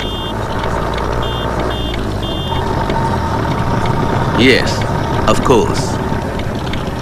They raised violent protest against the insulting treatment meted out to Indians in South Africa and to Indian students in Britain.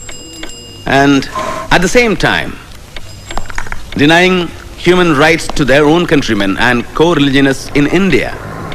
I find this attitude inconsistent, selfish and shameless. Which is why my editorial says that we must act in a forcible way so as to let the caste Hindus know that to observe untouchability is a risk as dangerous as bearing live coals on their tongues.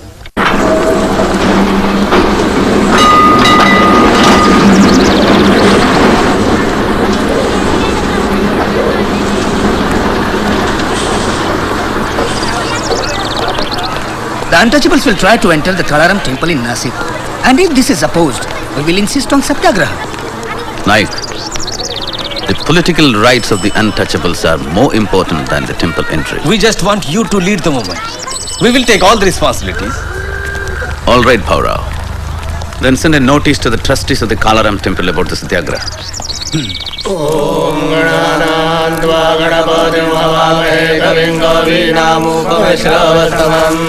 ज्येष्ठराजं ब्रह्मणां ब्रह्मणस्पद आनशृण्वन्नो दिविश्रीरसादनो स्वा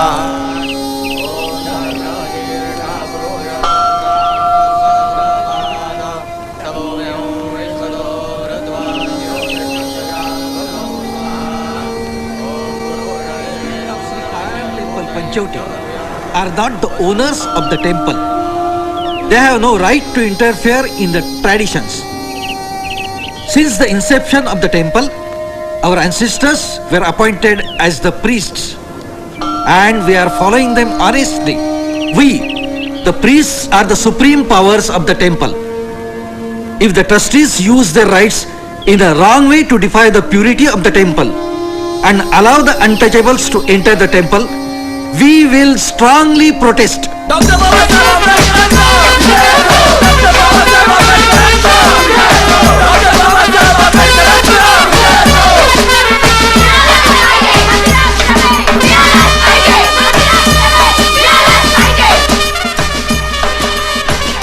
Hurry up! Hurry up! Close all the doors now! मंदिरात प्रवेश! मंदिरात प्रवेश! Doctor Babasaheb आंबेडकरांचा! आधी जमाना बाबासाहेब आंबेडकरांना आवामुच्या कुलदैवताला आणि मग महात्मा ज्योतिबा फुल्याला आणि तसं Chhatrapati Shri शाहूराजाला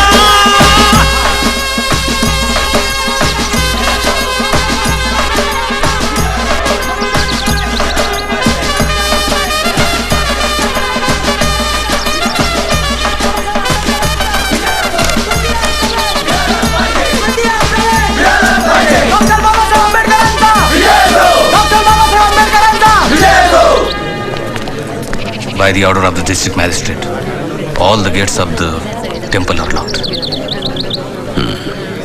By all means, we have to establish our right to enter the temple and worship God. I think there is no other way than Satyagraha. Bhaurao, post our people at all four gates, south, north, east and west. We should be the first people to enter the temple when it opens. जो सुख पायो राम भजन में, जो सुख पायो राम भजन में, सो सुख नाई अमीरी में, मन लागो मेरो यार फकीरी में, मन लागो मेरो यार फकीरी में. Dr. Ambedkar, don't you feel that it's a crime to block the gates and not allow the people to enter the temple?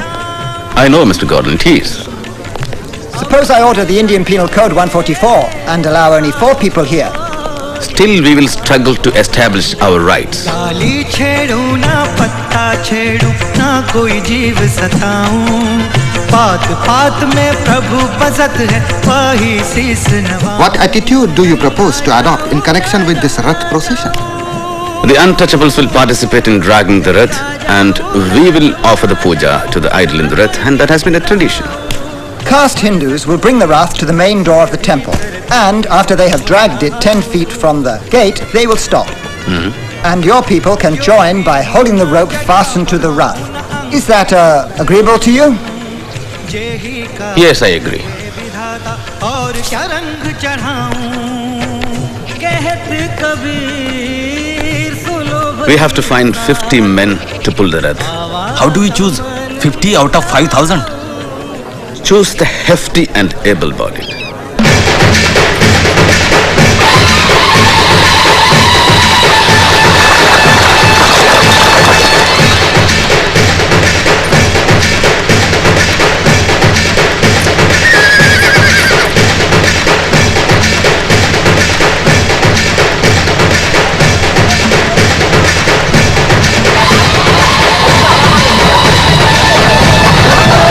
Running away with the Rath. Hold them. Go on, hold them.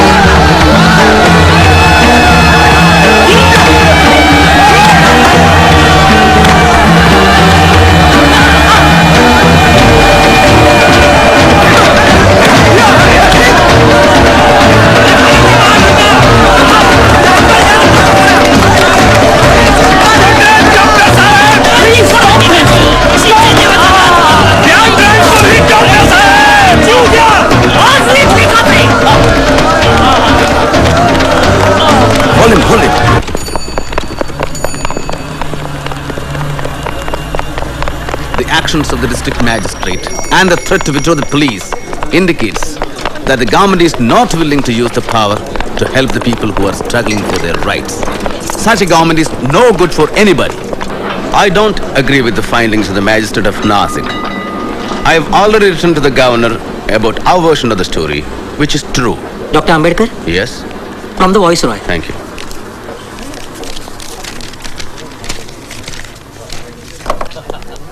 Oh, it's an invitation to the Round Table Conference in London. Congratulations. Thank you. Congratulations. Thank you. Dear Chitre, Congress and Gandhi have boycotted the Round Table Conference. Congressmen hate and curse those who are going to attend it. I will demand what is rightful for my people, and I will certainly uphold the demand for Swaraj. Selection of the representatives of the committee and Prime Minister's intervention. Mr. Chairman and respected delegates of the Round Table Conference, my colleague Rao Bahadur Srinivasan and I have the honor to place before you the point of view of the depressed classes of India who represent 1/5 of the total population of British India. Our point of view is this: the British government in India should be replaced by a government of the people, by the people, and for the people. The depressed classes have traditionally welcomed the British as their deliverers from the tyranny and oppression of the Orthodox Hindus. Before the British, we could not enter the temple. Can we enter now? Before the British, we were denied entry into police and military forces. Is that career open to us now? Our wounds have remained as open sores, and they have not been righted, although 150 years of British rule have rolled away. The Hindus claim them only to deny them appropriate rights. The Mohammedans refuse to recognize their separate existence because they fear that their privilege may be curtailed by the admission of a new arrival. Depressed by the government, oppressed by the Hindus, and disregarded by the Muslims, we are left in a most intolerable position of utter helplessness to which I am sure there is no parallel. We hold that the problem of the depressed classes will never be solved until they get power in their own hands. Given the present temper of the country, no constitution will be workable which is not acceptable by the majority of the people. The time when Britishers were to choose and India was to accept is gone, never to return.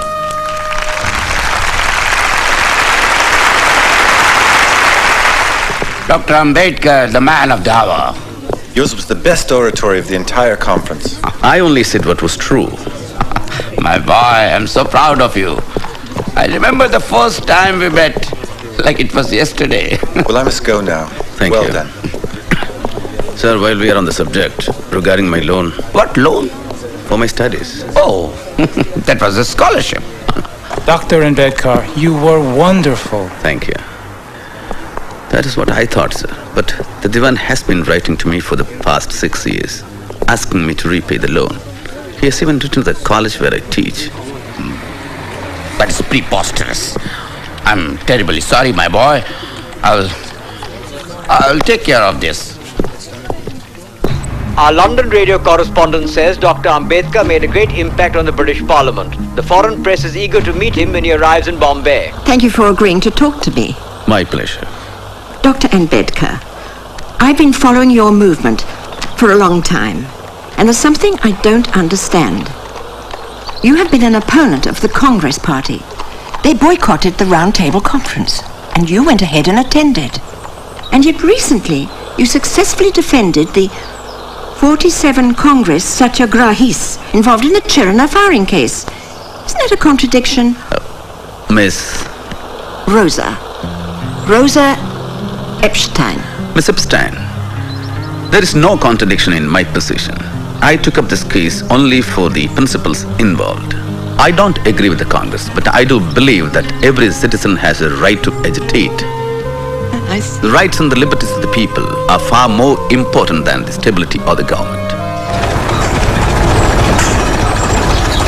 Why should Gandhiji himself send for you? Obviously, to lure our flock of sheep to his fold. Don't you fall under his spell. He's not a god. We should stick to our stand. Yes, yes. Namaste. Namaskar. Bapuji is on the terrace. Namaste. Namaste. And how is your progress with the charkha, Miraben? I'm trying, Bapu. Good. You are doing absolutely fine. Just concentrate. One day you will master it. Good, good. That's right. That's right. Bapuji. Dr. Ambedkar has come. Ah, yes. Dr. Ambedkar. You wish to see me? Gandhiji, you send me a note calling me here. Oh, yes. That is so. I believe you have some grievances against me and the Congress. Let me tell you, I have been troubled by the problem of the untouchables since my childhood. Before you were even born, Dr. Ambedkar. And because of my efforts, it has been made a plank on the Congress platform. And that is not all. We have spent not less than 20 lakhs on the upliftment of the untouchables. So it is really surprising that men like you should offer opposition to me and the Congress. Frankly, Congress has given only formal recognition to the problem. Hypocritical. Empty words that have no meaning. You said Congress spent 20 lakhs. I say it was all a waste. If Congress was sincere, it would have made removal of untouchability a condition to becoming the member of the Congress, not to wear qadar.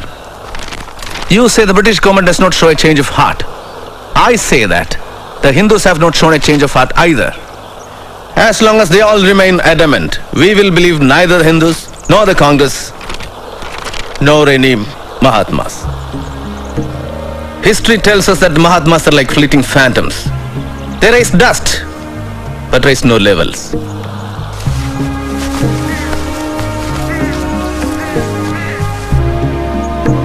Gandhiji, I have no homeland.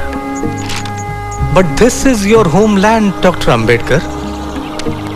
And from the reports that have reached me of your work at the Roundtable Conference, I know that you are a patriot of sterling worth. How can we call this land our home when we are treated worse than cats and dogs? And the injustices inflicted upon us are so enormous that if we should ever be disloyal, the fault will lie with this land and not with us.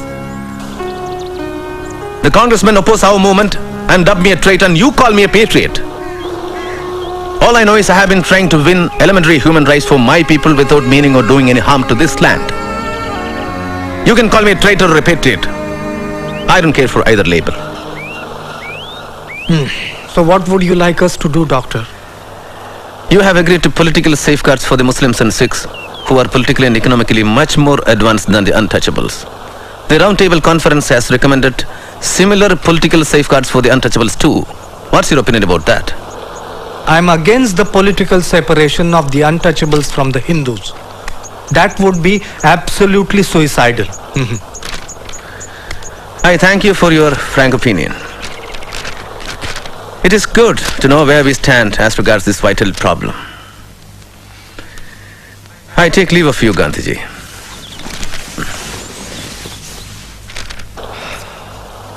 What impatience!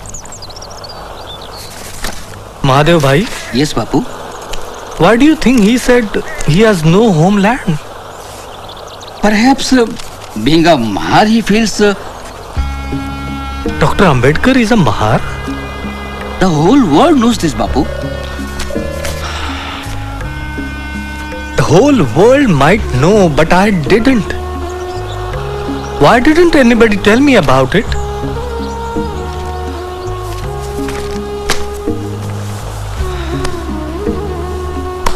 I thought he was a progressive Brahmin from Pune.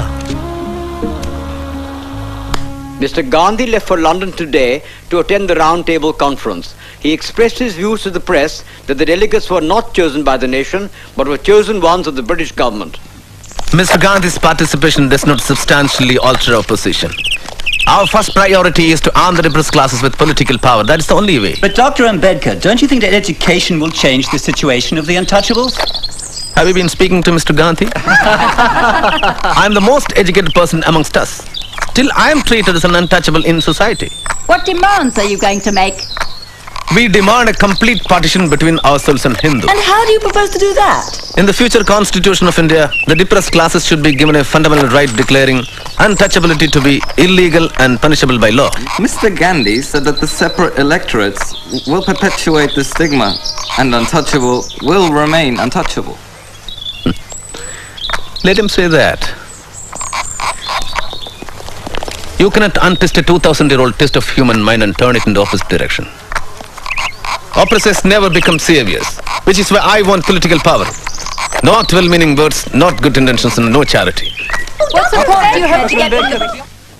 Mr. Chairman, I know what is on the minds of the delegates.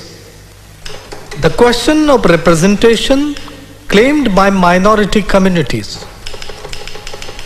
We are reconciled to giving the Muslims and Sikhs special treatment. There are sound historical reasons for that. But as far as the untouchables are concerned, I and Congress strongly resist any special representation to be given to them.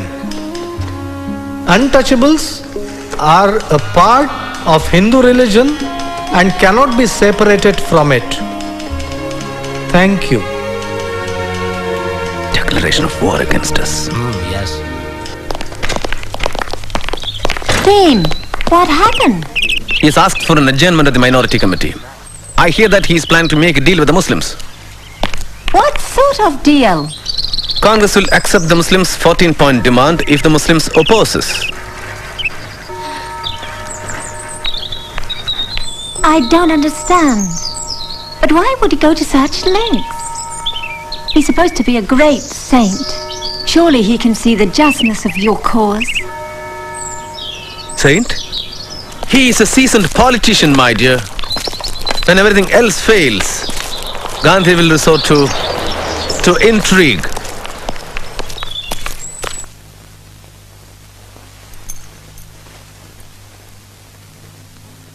Mr. Prime Minister and friends, I have to announce with deep regret that we have failed to secure an agreeable solution to the communal question through informal discussions.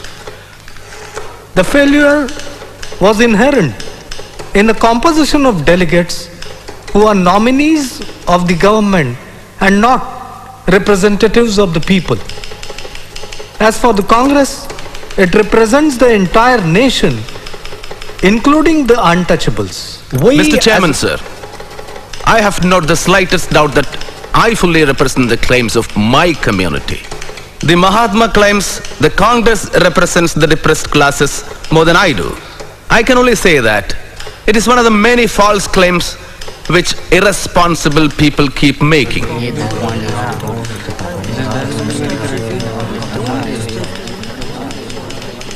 Even these telegrams coming to me from various parts of India, sent by the depressed classes, express no confidence in the Congress movement. And they condemn the methods adopted by the Congress workers. Let me make another point very clear, Mr. Prime Minister. The depressed classes are not clamoring for a transfer of power in India. But if that does happen, it should not fall in the hands of a few, an oligarchy or a group of people. The power should be shared by all the communities in their respective proportions.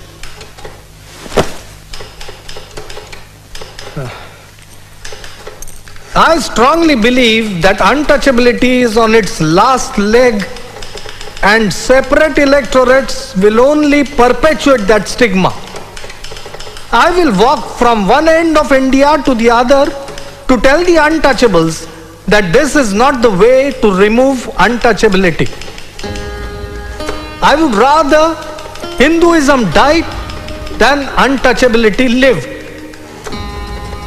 I have great regard for Dr. Ambedkar, but it seems that great wrong under which the learned doctor has labored and perhaps the bitter experiences that he has undergone have warped his decision. It is not a proper claim when Dr. Ambedkar seeks to speak for the whole of the untouchables. I can say with humility that I represent the vast masses of the untouchables. Those who speak of the political rights of the untouchables do not know their India. I would resist this kind of a political separation with my life. Thank you.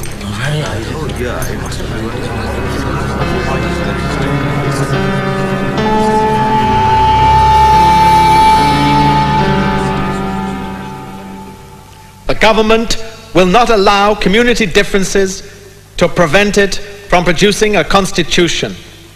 Therefore, do not allow community difference to be more important than it is. Will you, each of you, every member of this committee, sign a request to me to settle the community question and pledge yourselves to accept my decision? Thank you.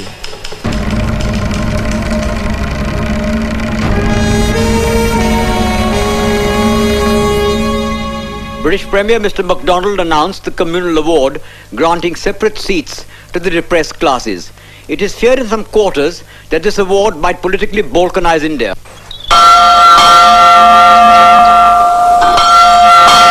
So we felt it our duty to safeguard the rights of the depressed classes to a fair proportion of representation in the legislature.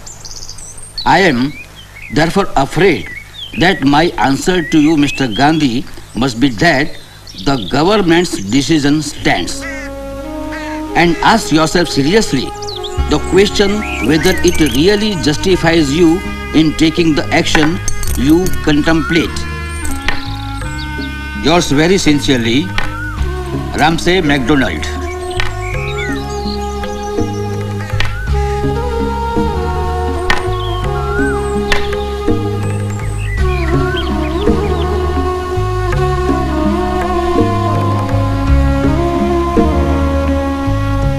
But Gandhiji didn't count on MacDonald granting separate electorates. Muslims and Sikhs and Christians too are given separate electorates. Why doesn't he object to those? Why does he have to take it out on us alone? The Mahatma's ways are unfathomable to us mere mortals. But the Mahatma is not an immortal person, nor is the Congress. Instead of fighting Mahatma, why don't you believe that he is sincere in his pledge to remove untouchability? There have been many Mahatmas in India whose sole objective was to remove untouchability. Every one of them failed in his mission. Mahatmas have come and Mahatmas have gone, but the untouchables have remained untouchables. Ambedkar! Ambedkar!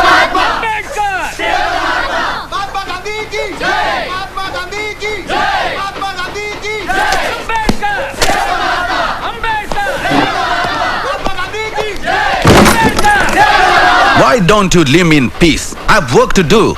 Mahatma Ji is dying and this man wants to live in peace? Why don't you go and meet the Mahatma in Pune? What for? I have said what I wanted to. Now let me work. I have to appear before the court tomorrow for a case. Is earning money more important to you than Gandhiji's life? Madam Perrin and Mr. Thakur, you don't know what you're talking about. Your leaders don't have to worry about their daily bread. But if I don't work, I don't eat my family's starves. Please leave me alone.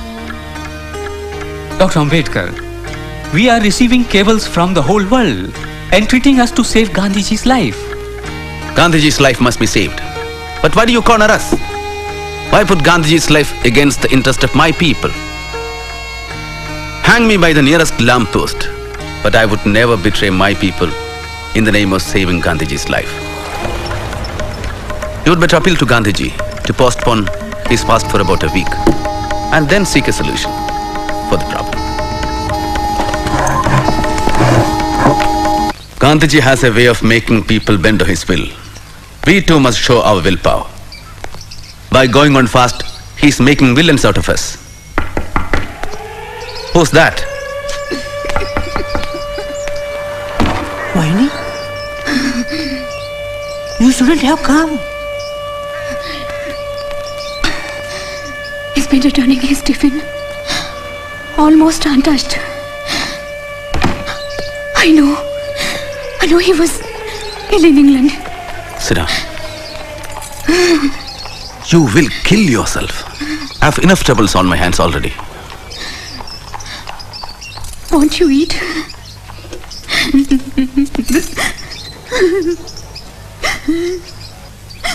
It's almost 12. The fast will begin now.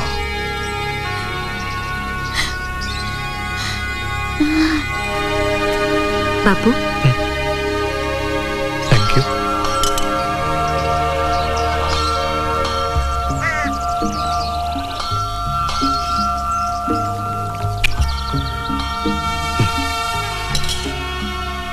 Here we are.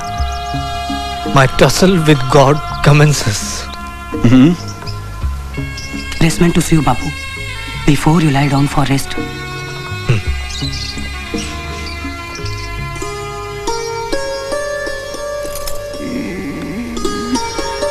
Ramu, Thank God God you've come. Lie down, lie down, lie down. I'll bring you food. No. Emma, you lie down. I'll bring him food. Lie down. Are you taking medicines regularly?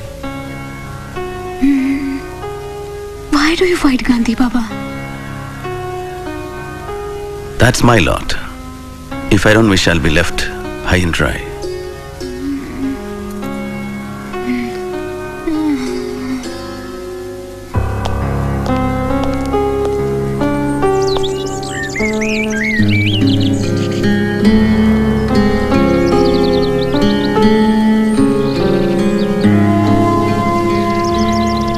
Panel. No harm in that. But I would like to meet Dr. Ambedkar first.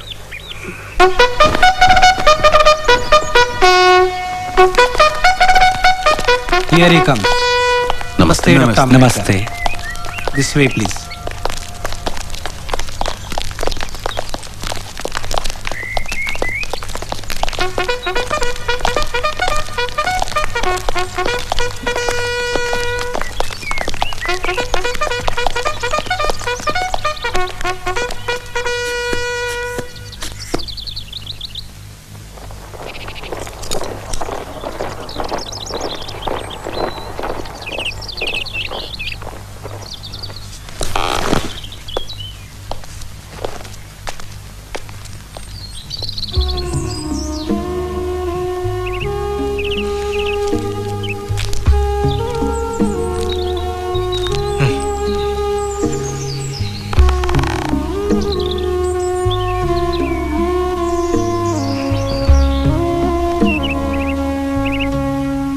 Gandhiji, you have been very unfair to us. That's my lot. What do you suggest? Compensation for giving up separate electorates. I know.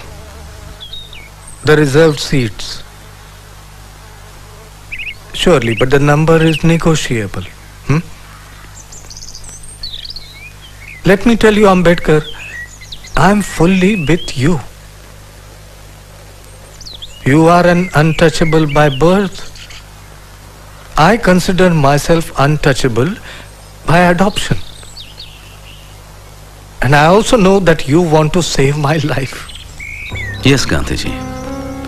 You know, I'm not adamant on separate electorates as a matter of principle. The purpose is to enable a minority to select candidates to the legislature who will be its real, not nominal representatives. Excellent. But why a panel for some seats and direct elections for others? Surely that will create an artificial division for the depressed class members and divide the community.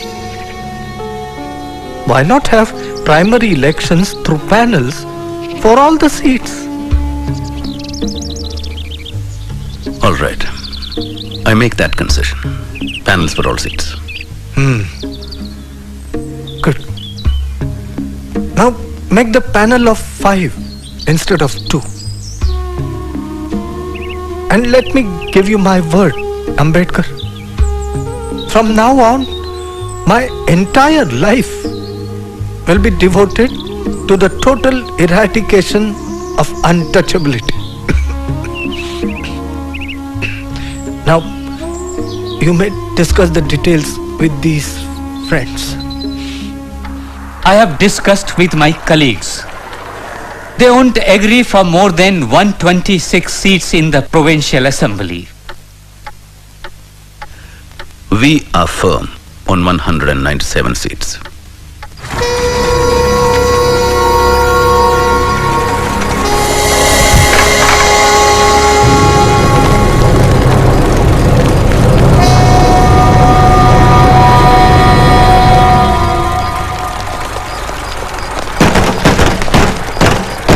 Dr. Ambedkar! मान जाओ! Dr. Ambedkar! मान जाओ! Ambedkar! देशद्रोही! Ambedkar! देशद्रोही! Ambedkar! Ambedkar! Ambedkar!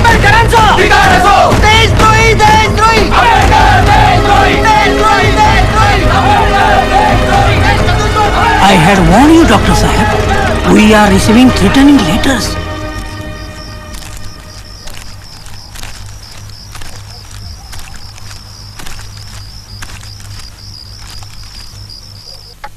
So, we are agreeing for 148 seats and 10% of the Hindu seats in the Central Assembly.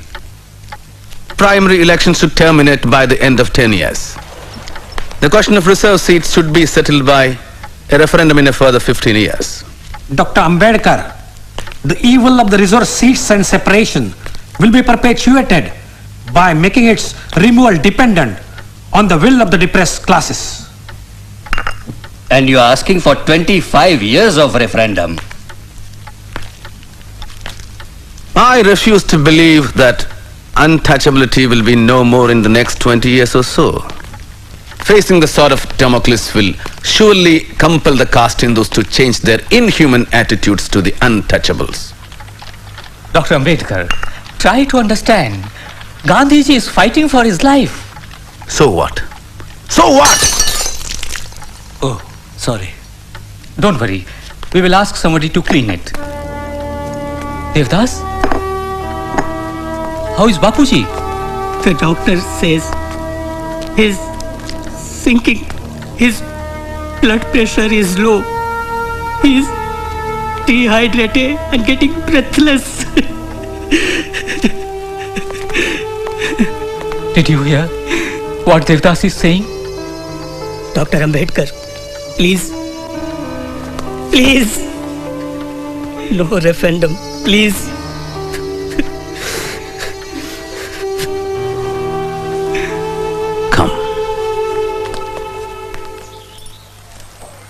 I have given many concessions, Bapuji. From 197 seats to 150, 18% in the central legislature and 4 in the panel. Surely untouchability will not vanish in 15 or 20 years just because of this. I propose a referendum of the depressed classes in 10 years on this issue. But these people are opposed to that. You mean putting the matter of caste Hindus on trial? Not a bad idea. But why wait for so long? Huh? Why not 5 years? Need I tell you the anguish and resentment of the untouchables against centuries of wrongs and oppressions at the hands of the Hindus? And do you think, Bapuji, 5 years? Yes. I know. You have a right to demand safeguards. But from my fiery bed, I beg you to be lenient, Ambedkar. I seek a reprieve for caste Hindus. Their conscience is aroused, Ambedkar. Statutory measures at this point will only delay the process of heart cleansing and self-purification. But Bapuji... All right. The referendum, but within 5 years. Huh?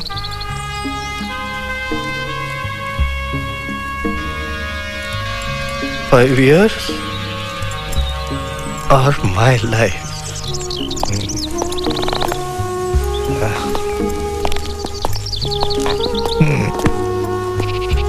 Dr. Ambedkar, we should leave.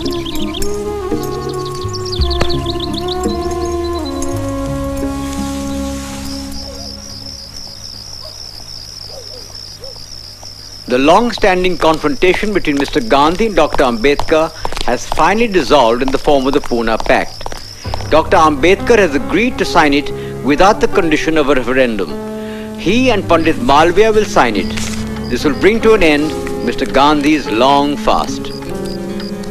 Karmanyevadhikaraste ma phaleshu kadachana ma karma phalaheturvhu ma te sangostva karmani.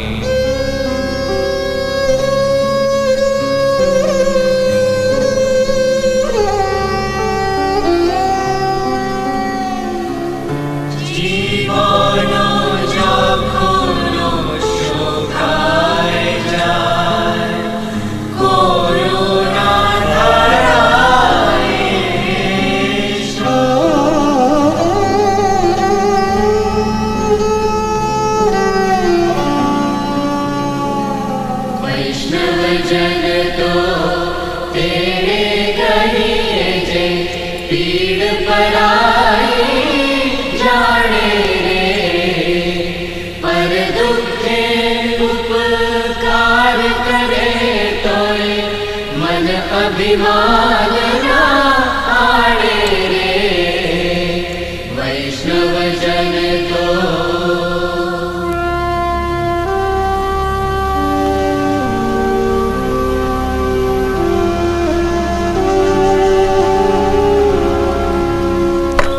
Dr. Ambedkar, once again you have caused a great furore. What can I say, Miss Epstein? It seems to be my lot. It would be no exaggeration to say that I am the most hated man in Hindu India today. I am represented as a traitor, cursed as a destroyer of Hinduism, branded as the greatest enemy of this country. But after the dust settles down and a review of my life is taken objectively by the future historians, perhaps they will acclaim my services to the nation. And if they don't? If they don't, I don't care. I know the depressed classes have implicit faith in my work. They'll hold me close to their hearts. Of that, I'm certain. Dr. Ambedkar, I have called you here to lend your support to Subbarayan and Iyengar's temple entry bill.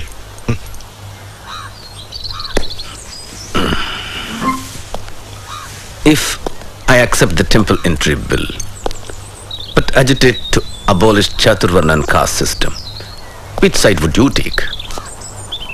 Suppose I accept Chaturvarna, what will be your interpretation?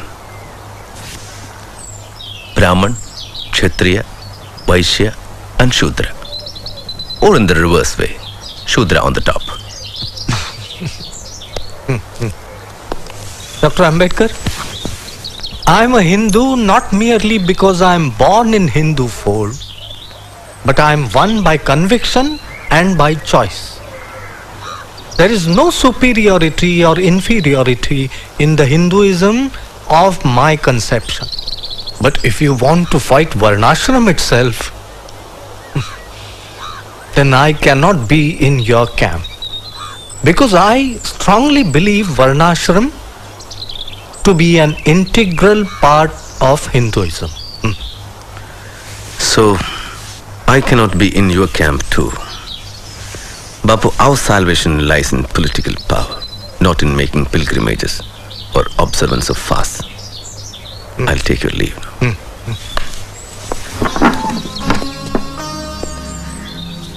Shall I tell you something? Don't use the weapon of fast too often. Your life is so precious and the country needs you.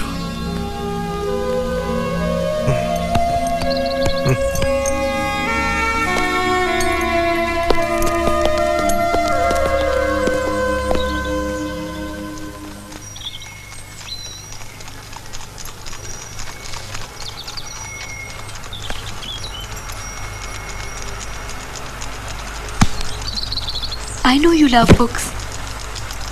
But this is madness. Sahib, you've built a house only for your books? Next week, I sail again to London for the Joint Parliamentary Committee.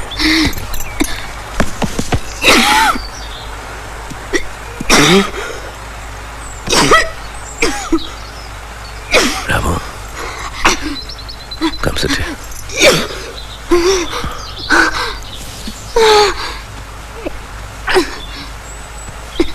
I have a wish, Sahib. Yes, Rama. Next time I will take you to America for medical treatment. No, It is better. not America or England. Pandharpur. I want to bow before Lord Vithoba of Pandharpur. Won't you fulfill this small wish? Lord Vithoba is not happy with low-caste people like us. He does not show his face to us. Why go to a god who does not bless us? You fought for the temple entry at Nashik. Yes, but that was to assert our right, not for darshan of the god. If they call us Hindus, we must have a right to their gods too. I'll be happy with the darshan from a distance, like untouchables do. No, Rama, no. Try to understand, Rama. A God that discriminates is not God. It's just a stone. How God lives in our hearts. Let's not demean ourselves by seeking mercy from a God that does not care for us. We shall create our own Pandapurs.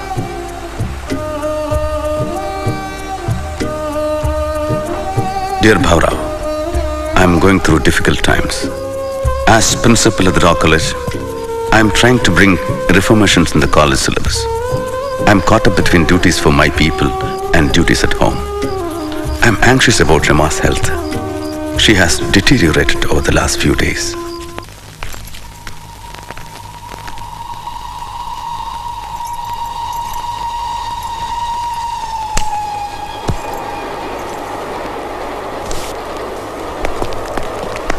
I tried my best. Take this. You'll get well. No. Get well. I'll take you to the best of doctors. It's no use. I'll make you happy. I'm happy. I'll die happy. I'm not afraid of death.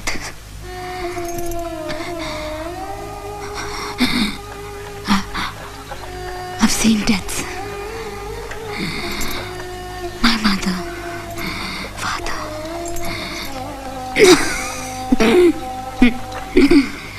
Your parents.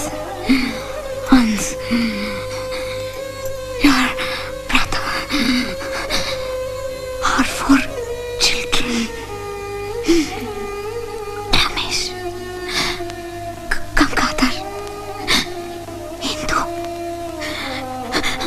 Rajratna. I've seen them die.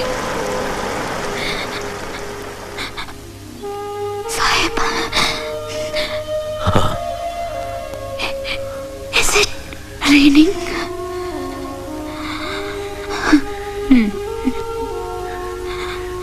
Yes, it's raining.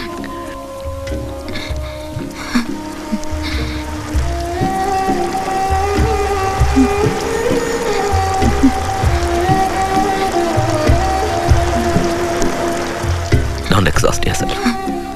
I need you. You don't know how lonely I am.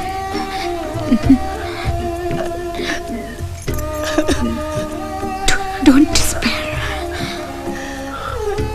Keep fighting. Love you, Shwant.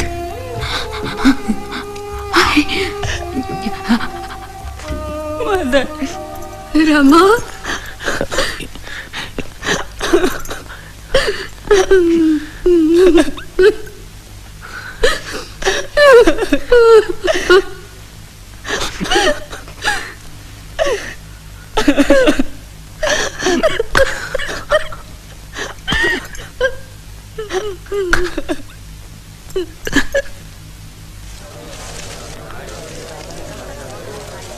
Babasaheb, thousands of people are waiting. So, shall we?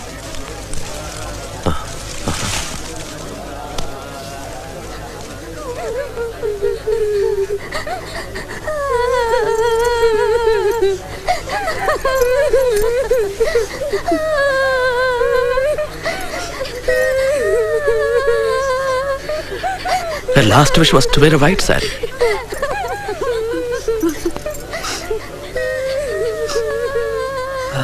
It's customary to clothe in a green sari.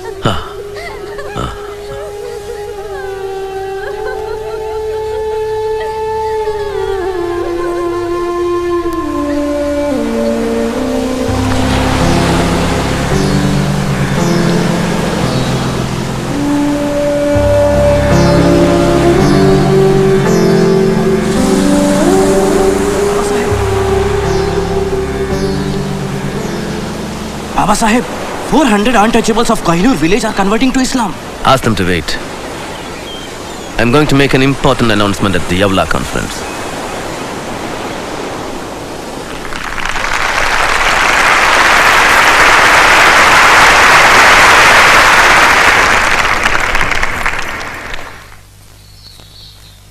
And thus, my unfortunate brothers and sisters,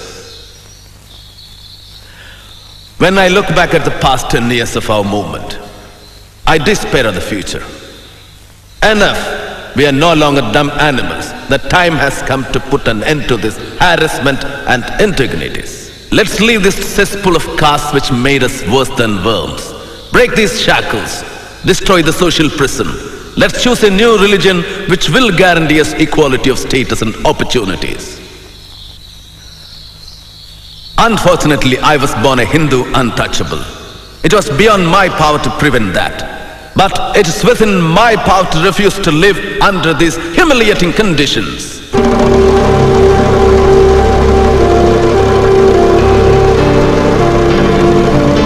Though I was born a Hindu, I solemnly assure you that I will not die as a Hindu. Dr. Babasaheb Ambedkaranचा! Dr. Babasaheb Ambedkaranचा! Dr. Babasaheb Ambedkaranचा!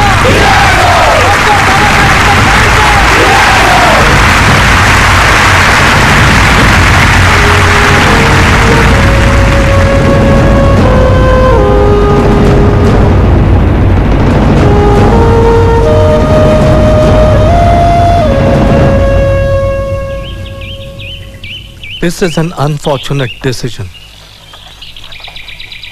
But religion is not like a house or a cloak, which can be changed at will. It is a more integral part of one's own self than of one's body. Dr. Ambedkar's bitterness clouds his vision. The millions of illiterate Harijans will not listen to him. Their lives, for good or evil, are involved with caste Hindus.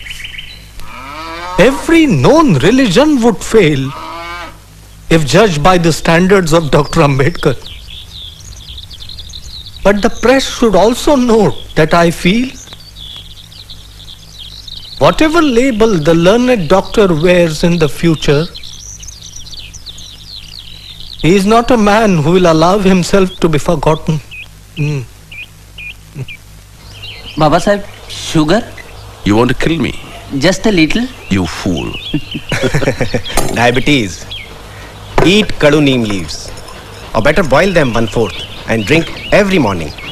That bitter dose, I have been swallowing it for my entire life. And now you are administering it to us. Doctor, your leaving will be a great blow to Hinduism. A blow? You surprise me, Mr. Pradhan. We unclean untouchables have been the contaminators, the pollutants of you pure Aryans. Won't our leaving cleanse your religion of all impurities? Babasaheb, the exodus will not stop with you. It would be the death of Hindus in the long run. It matters little, Masrekar Maharaj. The history of Hindustan will continue. Not if the Hindus become a minority in our own land. Then let the caste Hindus take a pledge that they will get rid of the evil of untouchability in a prescribed period. Is that so easy? Look at the magnitude of the problem. It would require time. Well, I can wait for 5 years for a change in Hindu hearts. But what guarantee? How am I to be sure? Yes, I know that you will show your good intentions. Make him Maharaj Shankaracharya for 1 year. Let thousands of Brahmins fall at his feet. I'm Miss Drescher from the Agripada mission, and I would like you to meet Dr. Henry Crane from America. Hello, Dr. Crane. Hello. He has come to take a close look at your conversion movement. And has already met Mr. Gandhi at Wardha. Yes, Dr. Ambedkar. I've met many people in that connection. And I truly believe that Christianity is the answer that can meet all of your requirements. If you convert into Christianity, all of the Christian nations will help to raise your social, political, and economic status. And I think this won't be objectionable to any of your fellow Indians. Dr. Ambedkar, as the Bible says, the poor shall inherit the earth. Which Bible do you normally refer to, Miss Drescher? The Holy Bible, of course. That's true, but which edition? Modern version, King James's version, or which dates back to the Elizabethan era? Miss Drescher, have you ever gone through the commentaries on the Bible by Cook? It's a good analytical study on the Bible. And also refer to Life of Jesus by Renwa and Khalil Gibran's Jesus, the Son of Man. It can give you a different perspective of Christianity. Dr. Ambedkar, we would like to invite you to the annual conference of the Methodist Church in Pune. And to the mission too. I'll try. Babasaheb, Muslim India would be honored to welcome you and all untouchables.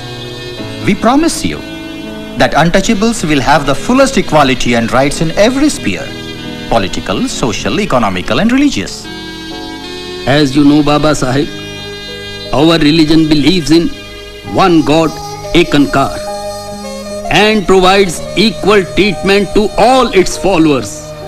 It fulfills all the desired requirements regarding the conversion of depressed classes.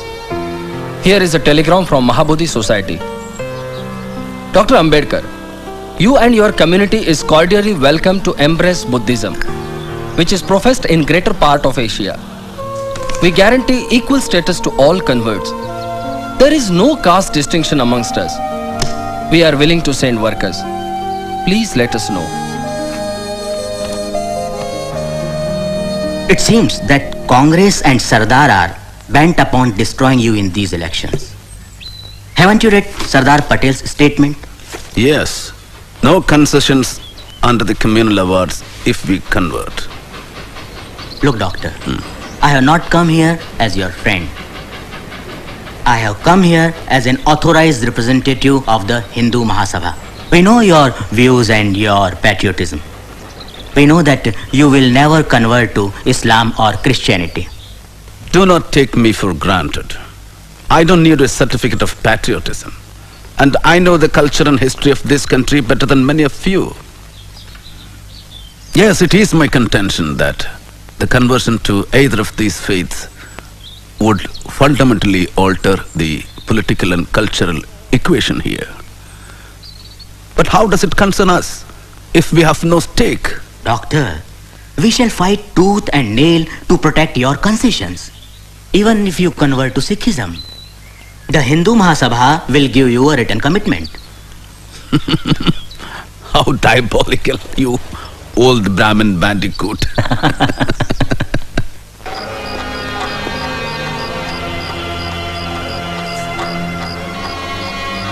Dear Bhaura, did you notice Dr. Munji's anxiety over my decision to change religion? Some people asked me what advantage would you gain by changing it?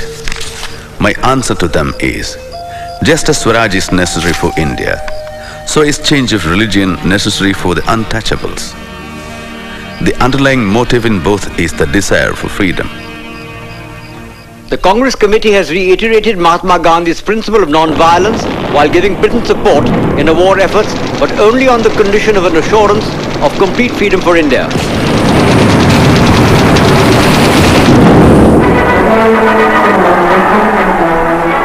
On the other hand, Dr. Ambedkar's Independent Labour Party has given a total and unconditional support to Britain's war against fascism. I believe that Nazism is a menace to the future of all mankind. This is a war between dictatorship and democracy.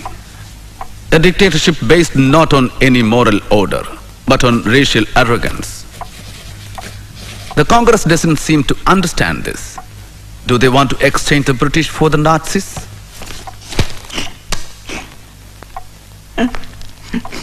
Are you all right, Miss Epstein?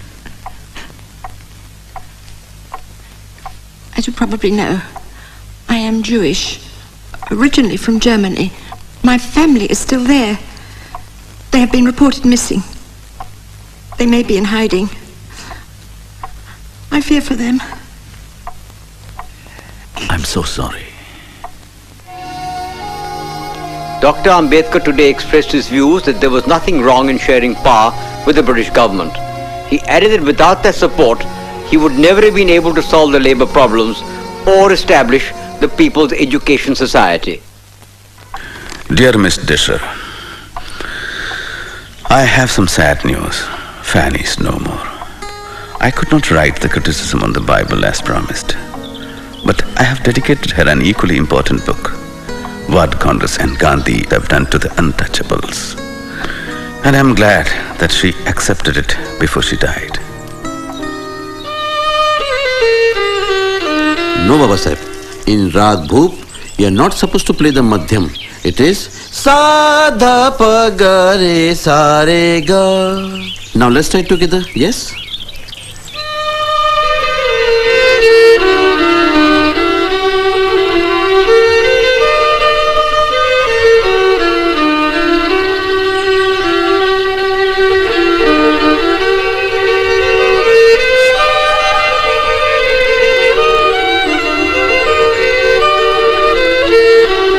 Mr. President, sir, this Constituent Assembly declares its firm and solemn resolve to proclaim India as an independent, sovereign republic and to draw up for her future governance a constitution wherein the territories will be governed by the country. In substance, my amendment proposes we postpone passing this resolution to a later stage to enable the Muslim League and the Indian states to participate, if they choose so, in the deliberations of the Assembly. Now, I call upon Dr. Ambedkar to take the floor.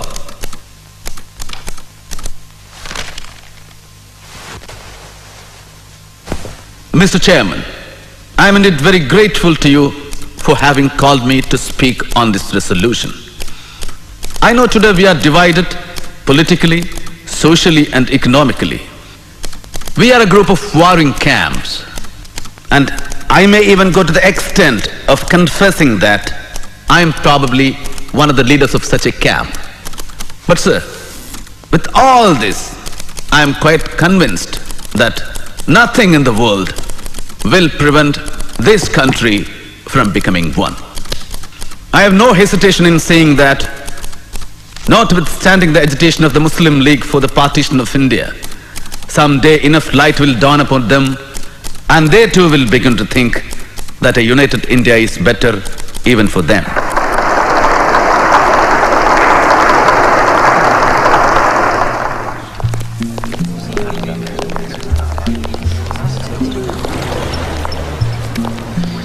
It seems you are firm on your stand on Pakistan. Well, Dr. Ambedkar, in your own words and thoughts on Pakistan, you have said that Hindus think that Pakistan is a dream of Muslims, but Muslims know that Pakistan is a reality.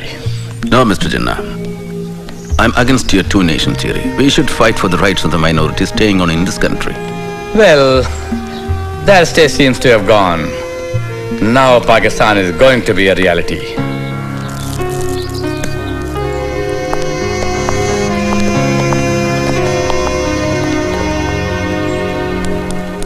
Untouchability in any form is abolished, and the imposition of any disability on that account shall be an offense. Mahatma Gandhi की जय, महात्मा गांधी की जय, महात्मा गांधी की जय, महात्मा गांधी की जय, महात्मा गांधी की जय।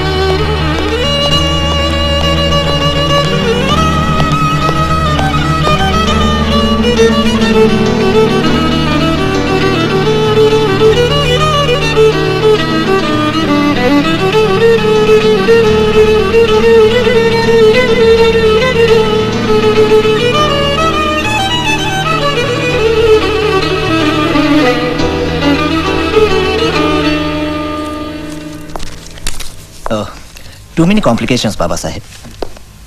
Diabetes, arthritis, high blood pressure, neuritis. Too many complications. You have to be very careful, Babasaheb.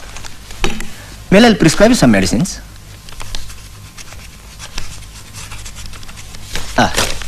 Meet my colleague, Dr. Sharda Kabir.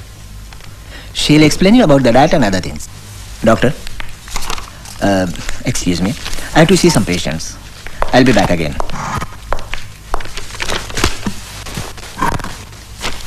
You will have to take insulin injection every day. Besides that, diet and exercise is a must. How is it possible?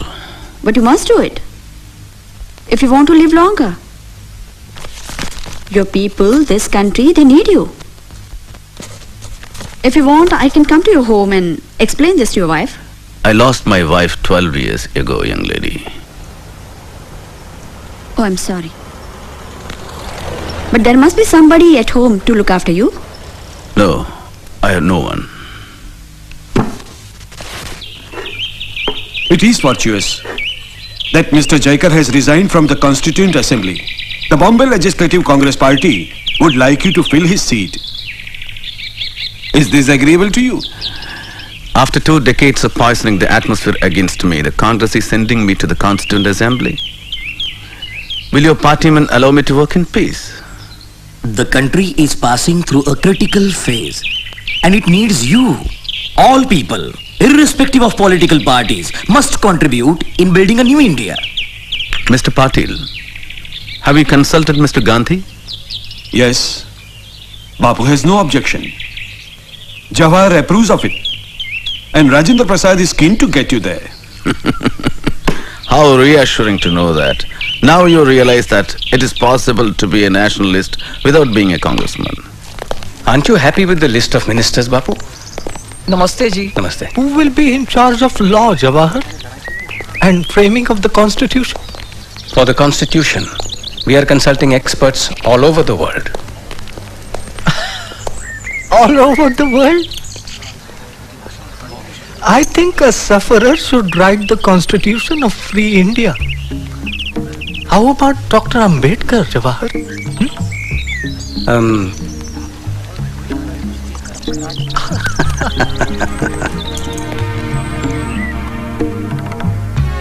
Yes. History has put this responsibility on us.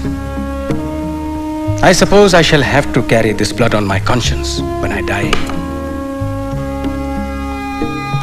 Well, to business then. Do you know the reason why I requested you to come here? I would like you to be a part of the national government of Free India.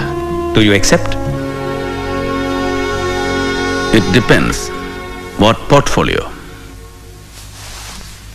Law. Will there be enough work? Plenty. Don't worry. A lot of new measures are to be legislated. Yes. The Hindu Code Bill is still pending, isn't it? Well, we are determined to clear it fast. I'm very glad. We shall be working together. Dear Bhaura, India is an independent country today. But will she maintain her independence? Will the many political parties with diverse and opposing political creeds place India above their own castes and creeds? We must be determined to defend our independence to the last drop of our blood. Your blood sugar is so high? No more sugar for you. Who makes tea for you? They tried to remember, but... No, you can't afford to be careless. No more fruits and no more rice. At least for a fortnight. And you need a checkup for next week. There's a meeting of the drafting committee in Delhi. I have to be there for a week. I wonder who is going to take care of you in Delhi. Dear Chitre, my work in the draft constitution has increased a great deal. And on the other hand, my health forbids me the slightest of strains. I have considered your suggestion of having somebody to look after my health sympathetically. I have decided to marry Dr. Sharada Kabir.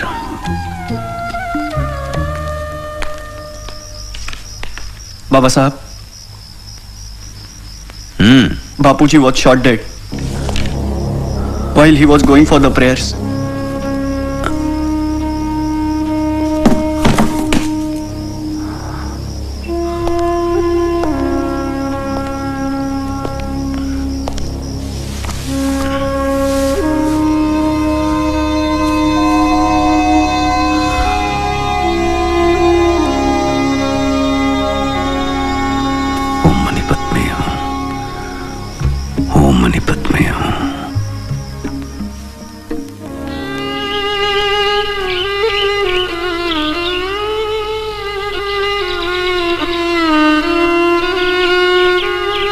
Dr. Ambedkar, you sign first. Then she will sign.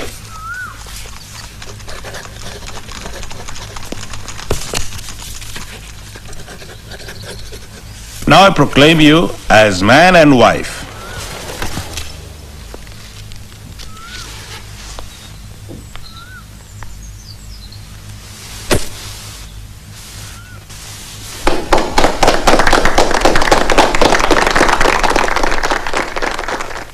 Mr. President, sir, I introduce the draft constitution settled by the drafting committee and move that it be taken into consideration.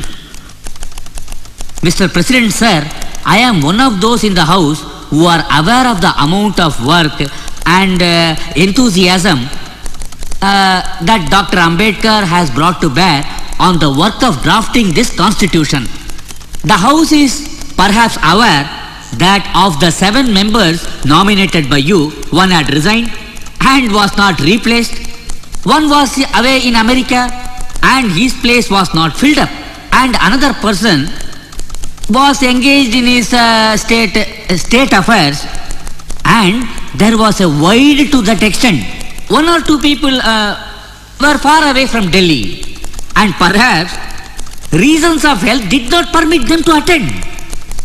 So it happened ultimately that the burden of drafting this constitution fell on Dr. Ambedkar, and I have no doubt we are grateful to him.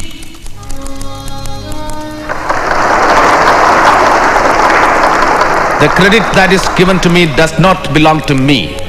It belongs partly to Sir B.N. Rao, the constitutional advisor to the Constituent Assembly, who prepared a rough draft of the constitution for the consideration of the drafting committee.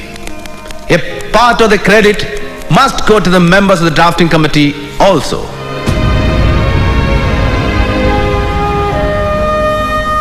I shall not enter into the merits of the constitution because I feel, however good a constitution may be, it is sure to turn out bad because those who are called to work it happen to be a bad lot. However bad a constitution may be, it may turn out to be good if those who are called to work upon it happen to be a good lot. It is therefore futile to pass any judgment upon the constitution without reference to the part which the people and their parties are likely to play. Thank you.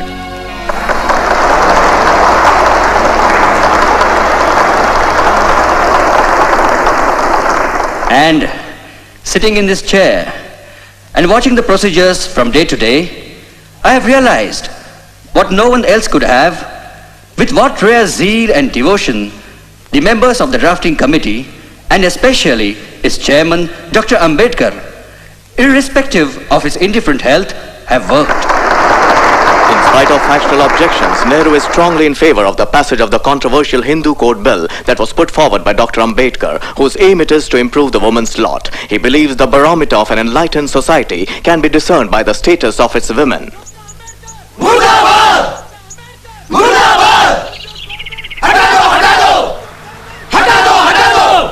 The Hindu Code Bill is an insult to Hindu Dharma Shastra. It casts aspersions on our hoary traditions and Shastras. What does Dr. Ambedkar know of Hindu Dharma Shastra? Does he know Sanskrit? Has he read Vedas? In a revenge, he's out to destroy the Hindu Dharma Shastra by one blow of this law.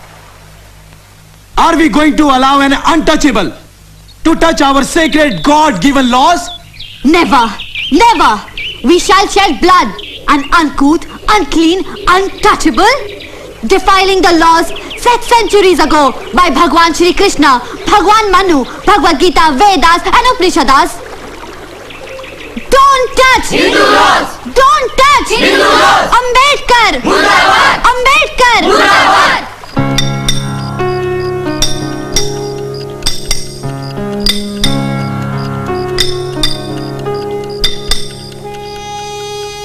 Dear Bhaurao, there is so much opposition to the Hindu Code Bill from all quarters.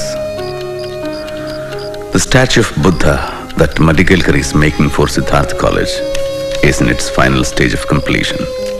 And so is my decision to embrace Buddhism. I was always impressed by Buddhism since my childhood, as I had read Life of Buddha, a book written by Dada Kiluskar, a well-known writer, also my father's friend, which he gave me as a gift. Buddhism is the only religion that preaches the three principles of prajna, knowledge, karuna, compassion, and samatha, equality. Buddhism is the answer to the exploitation in the world. People today somehow try to relate Buddhism with communism.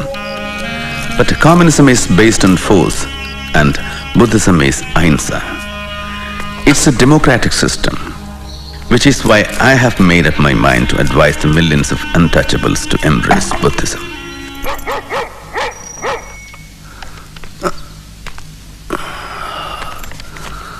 Babasaheb, from the Prime Minister's office.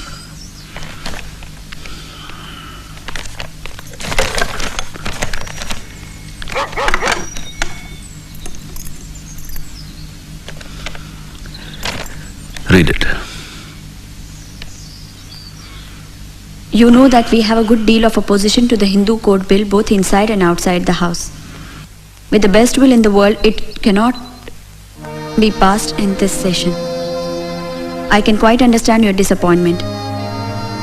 Even the marriage and divorce parts of the bill had ultimately to be postponed. Atrocious.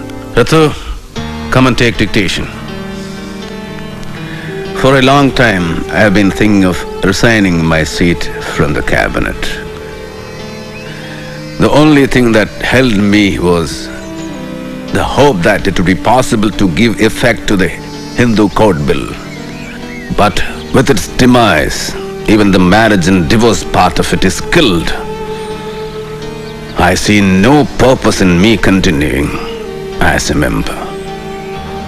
The Hindu Code Bill was the greatest social reform measure ever undertaken by the legislature in this country.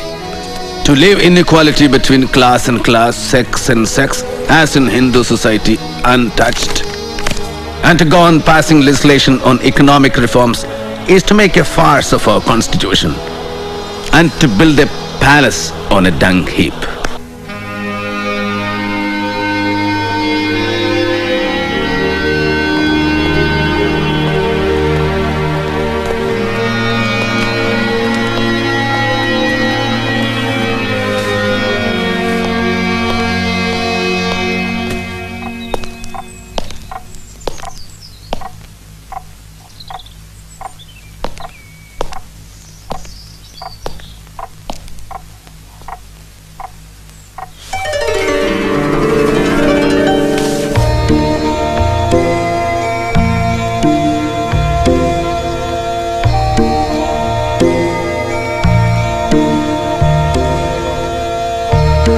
Dear Vaman Rao Godbole, I am confident that one day, to protect humanity, not only India, but the whole world will accept Buddhism. So the day of Diksha will be 14th of October 1956 at Nagpur. Yes, I had promised Gandhiji that when the time comes, I would choose the least harmful way for the country. And this is the greatest benefit I am conferring on the country by embracing Buddhism. For Buddhism is part and parcel of Indian culture. But won't you lose reservations and benefits meant for untouchables? Are Brahmins prepared to become untouchables in return for these reservations? Why are you quitting Hinduism? Why don't you ask your fathers and forefathers that question? Our efforts are to gain basic human rights and regain our self-respect. But why Buddhism? Because Buddha's religion is based on morality and ethics and has no caste. Because the social gospel of Hinduism is inequality, whereas Buddhism is all for equality. Because Buddha's teachings are modern, rational, and ever contemporary, there is no dogma. He makes you think and live by reason. Except Buddha, All founders of religions claimed for themselves the role of savior.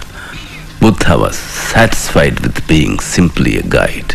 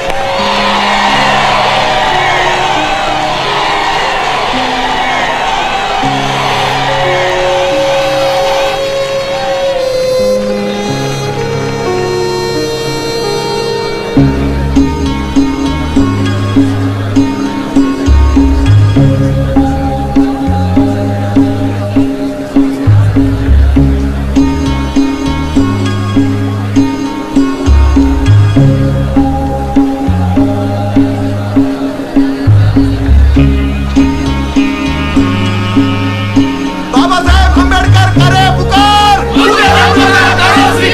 Babasaheb Ambedkar करे पुकार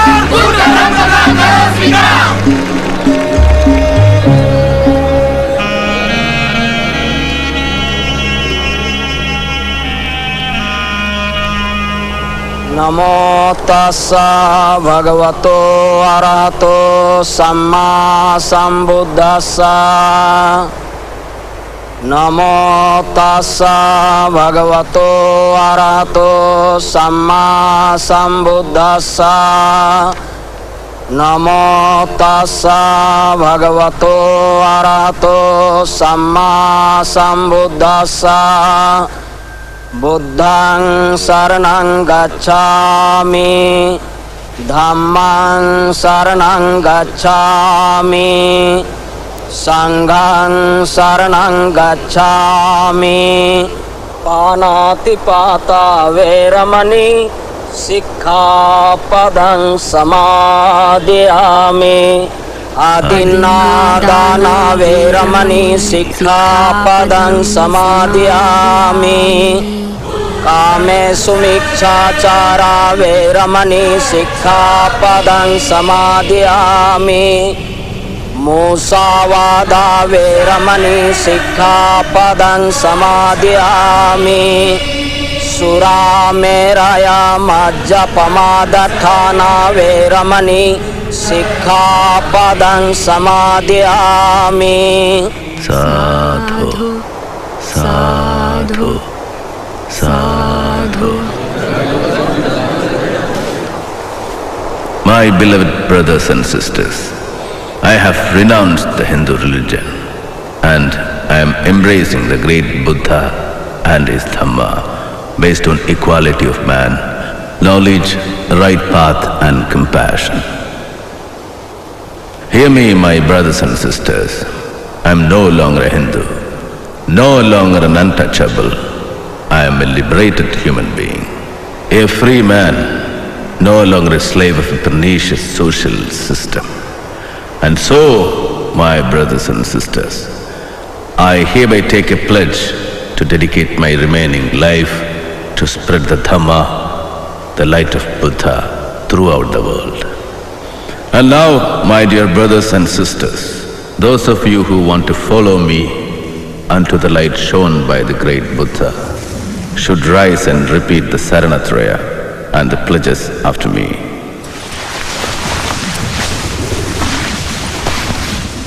I will follow the 10 precepts laid down by Lord Buddha.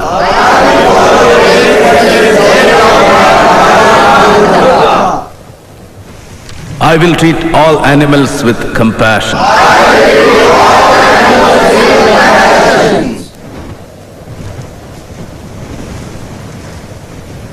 I will consider all men as equal human beings.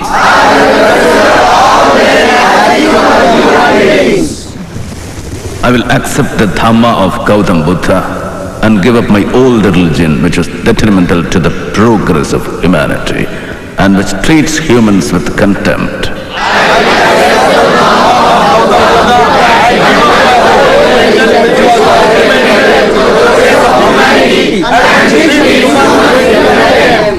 With this, I am being born anew.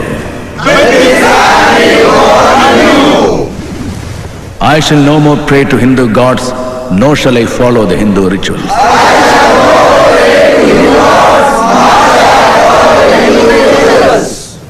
Henceforth, the three principles enumerated by the Buddha, knowledge, right path and compassion, shall guide my actions throughout my life.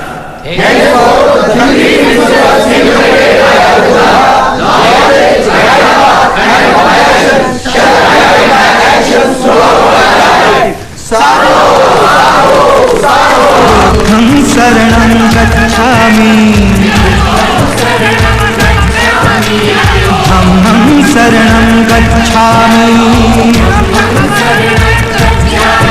संघं शरणं गच्छामि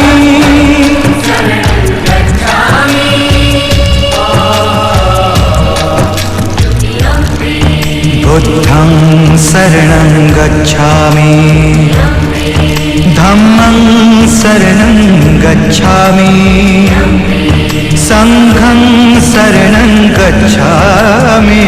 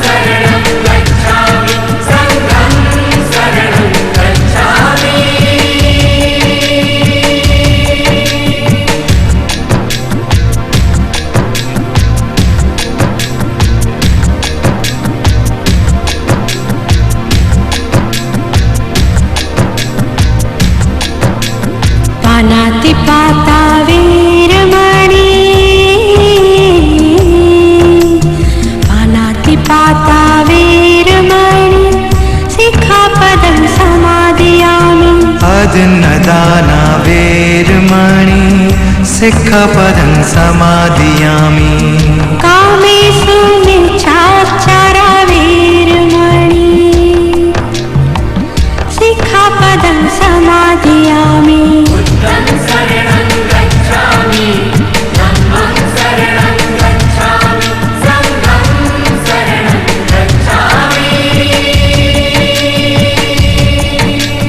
मुस्सावादा वेरमणि मुस्सावादा वेरमणि सिक्खपदं समादयामि